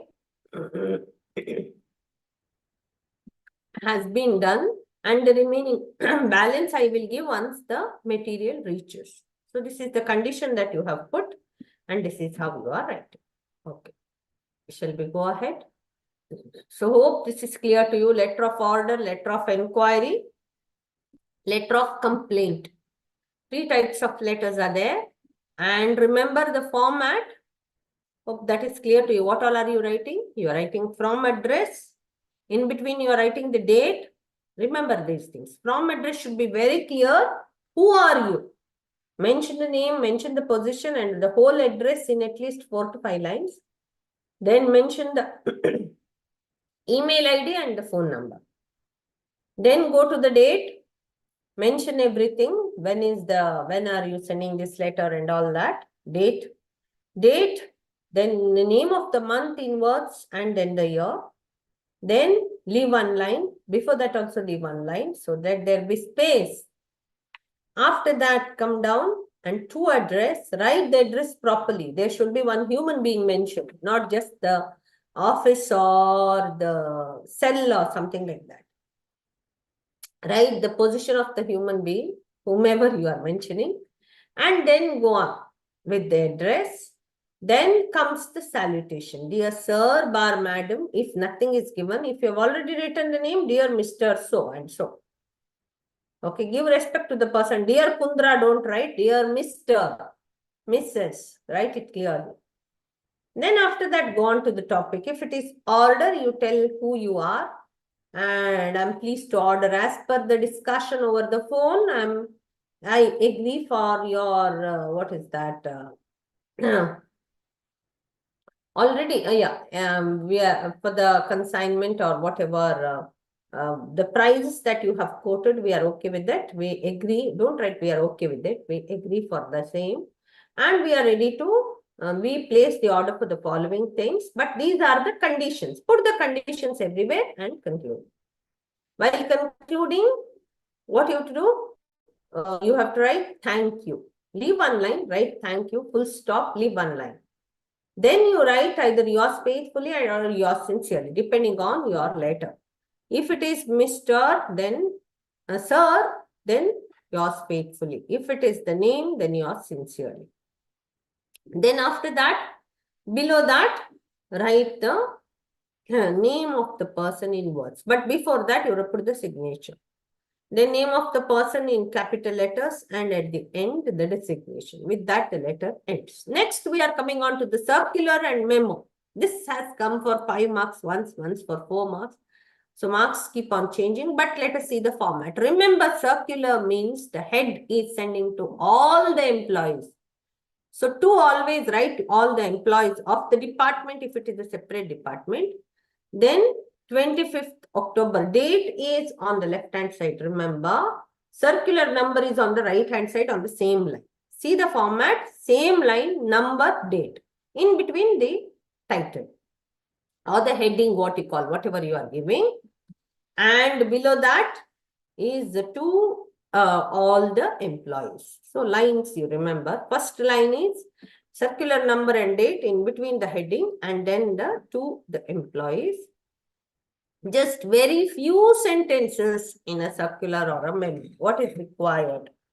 So what is it? It is about the change in the working hours. All the employees in the college are hereby requested to adhere to the working times as per the guidelines mentioned below and cater to the students' need. Now, what is the working time change? From 9 a.m. to 5 p.m. from Monday to Saturday.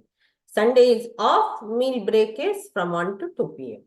Then, if at all there is emergency, you cannot come on time or you cannot leave on time or you need to be little early or late, kindly inform the respective departments heads in advance. Okay.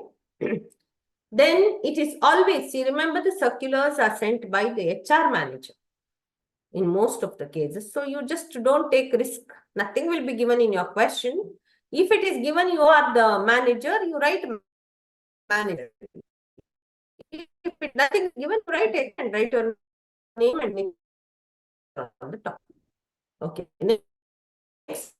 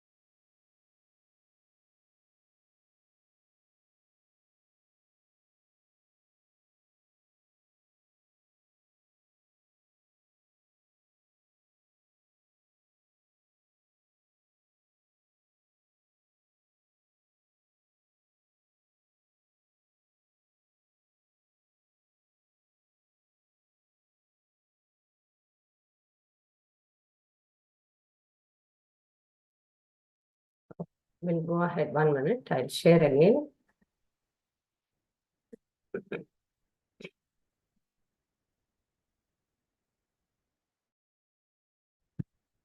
So, yeah, this is regarding the strike. So, this is what is happening. So, you are going against the rules and other applicable laws. So, be careful. Warning. This is the warning and this is the circular. Next, we will move on to memo. Be careful here. See, difference between circular and memo. Understand the format. Memo is always given on a letterhead. So, circular need not be on the letterhead. Okay, if it is given on a letterhead, well and good. If it comes on the letterhead, yes, good. Letterhead at the center, you need not write. Just write the circular number and date and in between this heading. But for memo, you write the letterhead address. And then at the center is the inter-office memo, that is the heading. You are not writing a big heading like regarding the working times or regarding the purchase of furniture, nothing like that. Inter-office memo. Then DTFRS is the format. Remember this format. First is date, then to address, then from address, then reference, then subject. They should come together. But for before subject, leave one line and after subject, leave one line. See, nowhere you are writing date first. Only in memo, the format is such that you write date first and then comes the to address and then comes the from address. Date, to, from, reference number. Write one number 1, 2, 3, 4. That's okay. Then the subject is purchase of furniture. As required, the order for the supply of furniture has been placed with the so and so. Chairs and tables will be placed. So this is the order for furniture. The order will be completed within 10 days. You are informing all the you are informing the manager. So you are sending a memo. Okay. It is given there in the question itself that inform the office manager regarding the purchase of furniture. So you just write that. So this is in order, the order has been given and it will be supplied within this time. Next memo is dangerous memo regarding the problem of suspension order to an employee. Some problems, problem regarding the cash misplacement has happened. See, now this is once again DTFRS subject.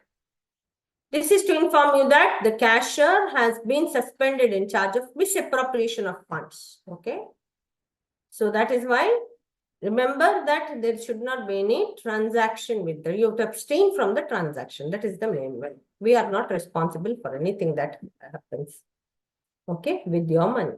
So that is the memo. Again, you are complaining. Again, you are giving a warning in this. So remember, circular and memo both may come for 5 marks or may not. We do not know.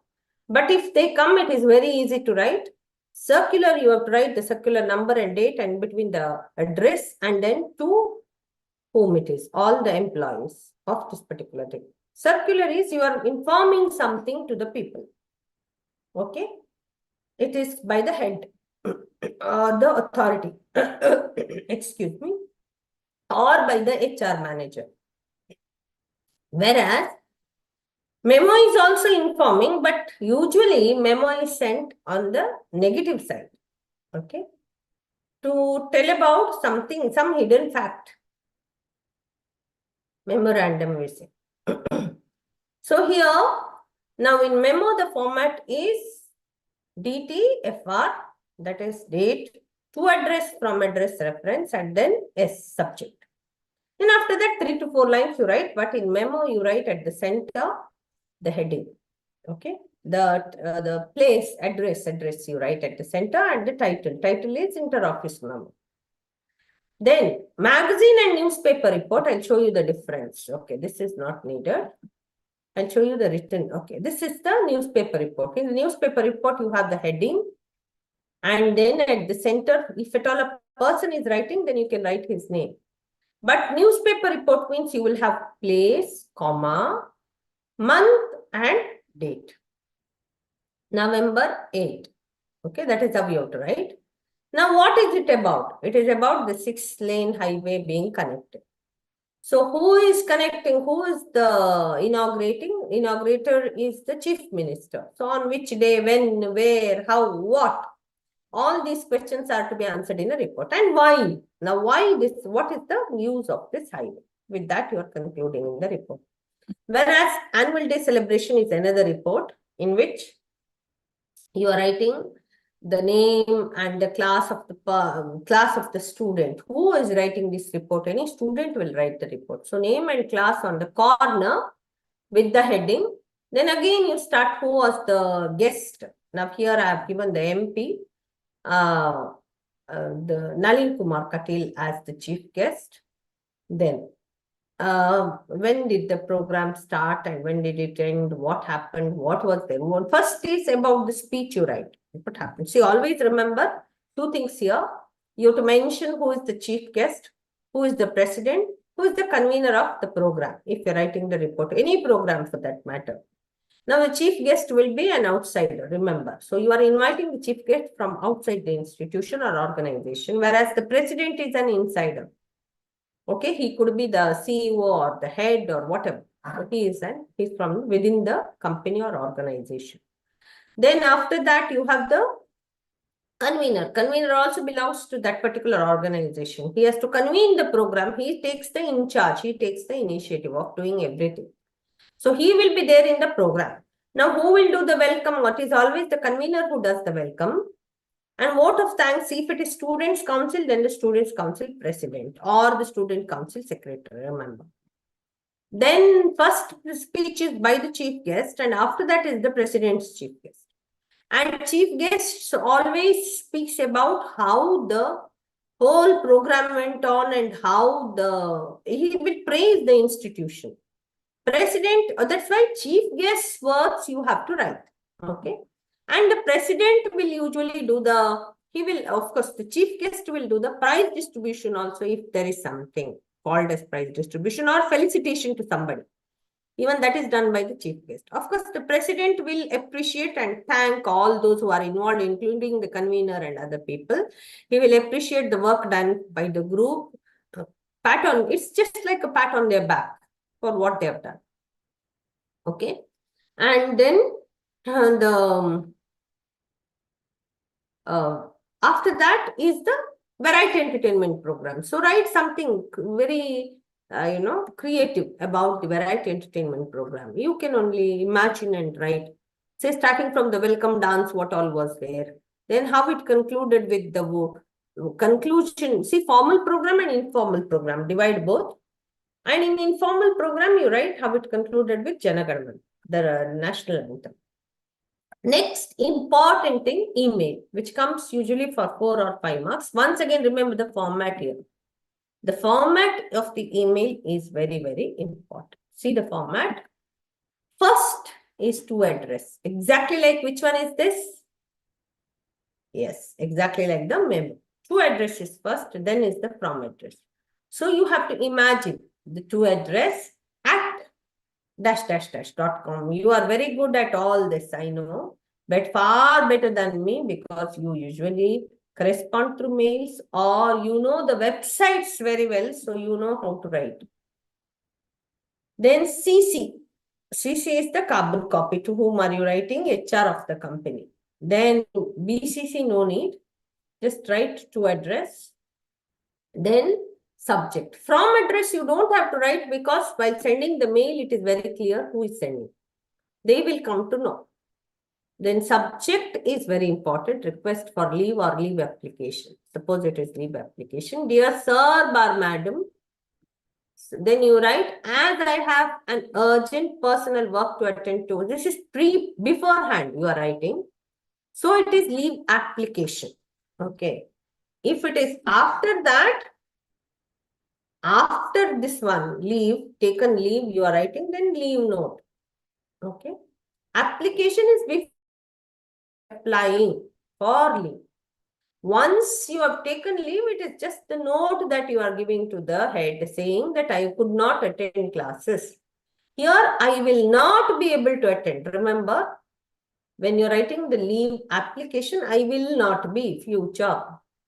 When you have already done it, I was not able. Okay. So, what will you do since it is an organization? You will brief about the appointments and depending work to the head and all that you write. Kindly grant me leave for how many days you write. Thanks and regards, yours faithfully. Then same thing. Kindly keep the attachment in the email. Some attachment has to be there. Here, for the exam purpose, give the attachment. Now here, the attachment is the details of the appointments that are assigned for the week. Next one. Another one is regarding the promotion of an employee. Okay, you are writing the mail. Okay, dear Mr. Suri, then I'm pleased to appraise you regarding that you are promoted, and it is for the why you are promoted, because you are for the reward. This is the reward for your outstanding achievement.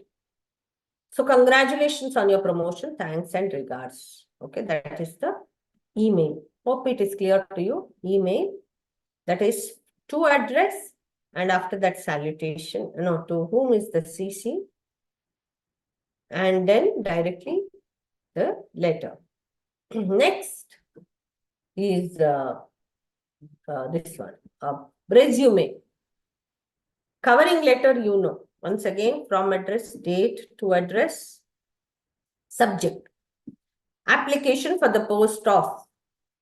Then you write, as you did in 10th standard, you write, no worries. As per the advertisement dated so and so. Or you can write reference. Reference is the newsletter, newspaper dated so and so. Advertisement in newspaper dated so and so. That also you can write, or directly you can write the reference here. Reference in the your letter itself, saying, as per the advertisement dated so and so, I would like to apply for the post of dash dash dash in your esteemed institution. See the paragraphs. Okay. From address, date, and to address. Dear sir, application for the post of CA, Chartered Accountant. Then see. The details regarding my qualification and experience have been furnished. If I am considered for the post, I assure you that I will serve your organization to the best of my ability. This can be in the next paragraph or in the previous paragraph. Then you can also write some sentences regarding you. I have secured, I'm good at communication skills and management skills. Then I'm a good leader, team leader. I've proved myself to be a team leader or something like that. Some 2-3 great qualities of yours which will force the reader to go through your resume. Okay, that you can add. And after that, last, I look forward to hearing from you, not hear from you, hearing. Okay. Thank you, yours faithfully, signature. Then what are the attachment? You have the attachment written there. Remember, 3 attachments are required. One is CV, curriculum vitae. Curriculum vitae or personal resume, it is not resume, it is resume, is all the details about your qualification and other things. Then you have the reference letters. Before that, you have the photocopies of the certificates. Then you have the references. Reference, not reference letter. Reference letter you can attach if you have. Otherwise, you can have the reference address in your CV. Reference is given by that person who knows you well and who will help you get the job for sure. You should not have any animosity or any problem with that person. Don't fight and then give his address as the reference. So here is the CV. Right at the center, curriculum vitae. I have not written the heading. Then you give the address.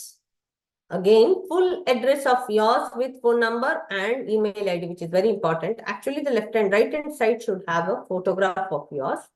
Then objective is very important. What is your objective? To improve, obtain a position as well as to help your institution to progress. Both the things should be there. Then your qualification in the reverse order. Remember, don't draw columns or that is outdated fashion. Now you have to write starting from the latest one to the last.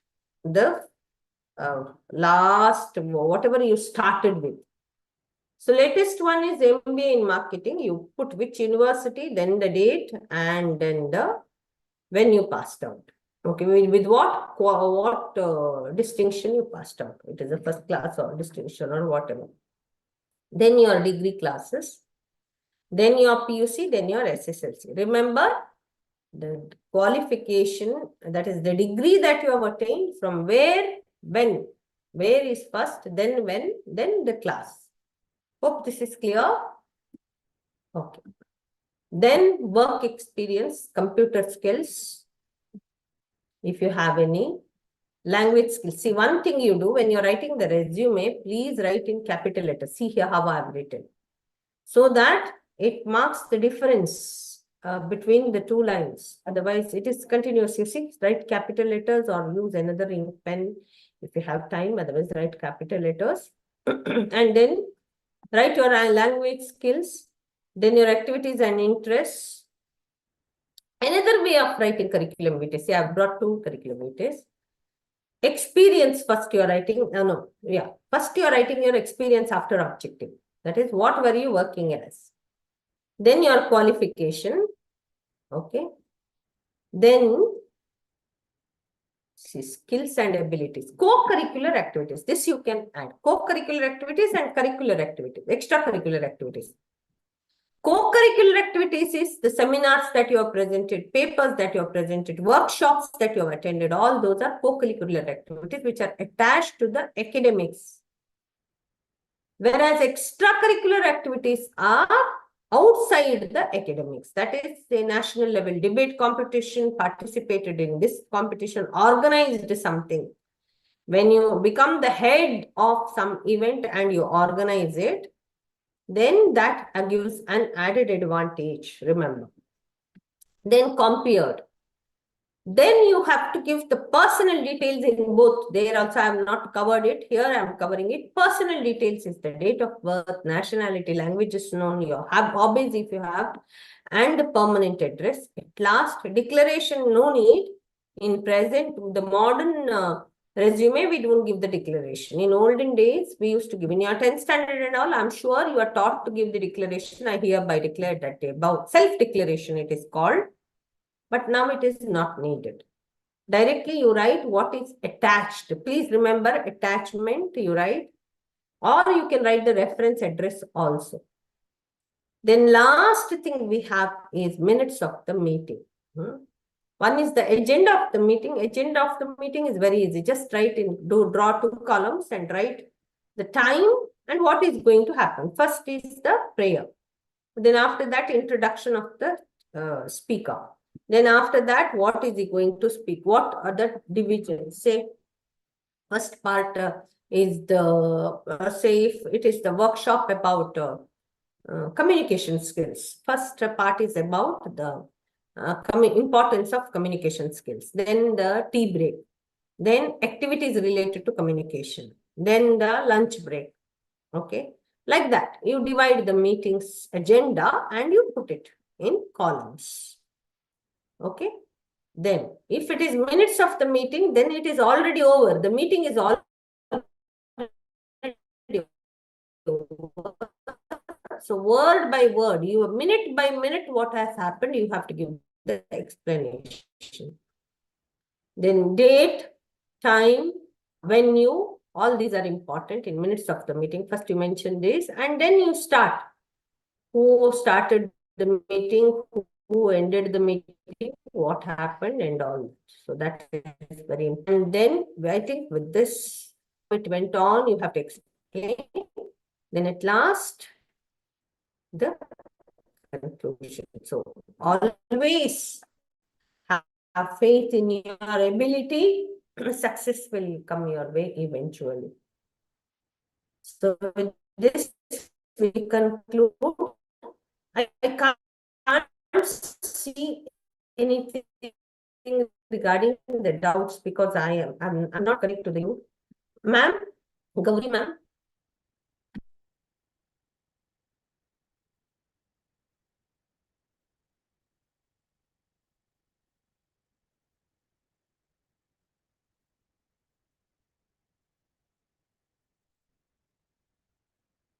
So, by the way, I don't know, I can't see any response. Let me thank you, students, for being the listeners. Again, you can see it anytime, I think, since it is in YouTube. You can refer to the matter that is presented here, especially those who are Trisha students. Already all these things are discussed in the classroom and it was a revision for you.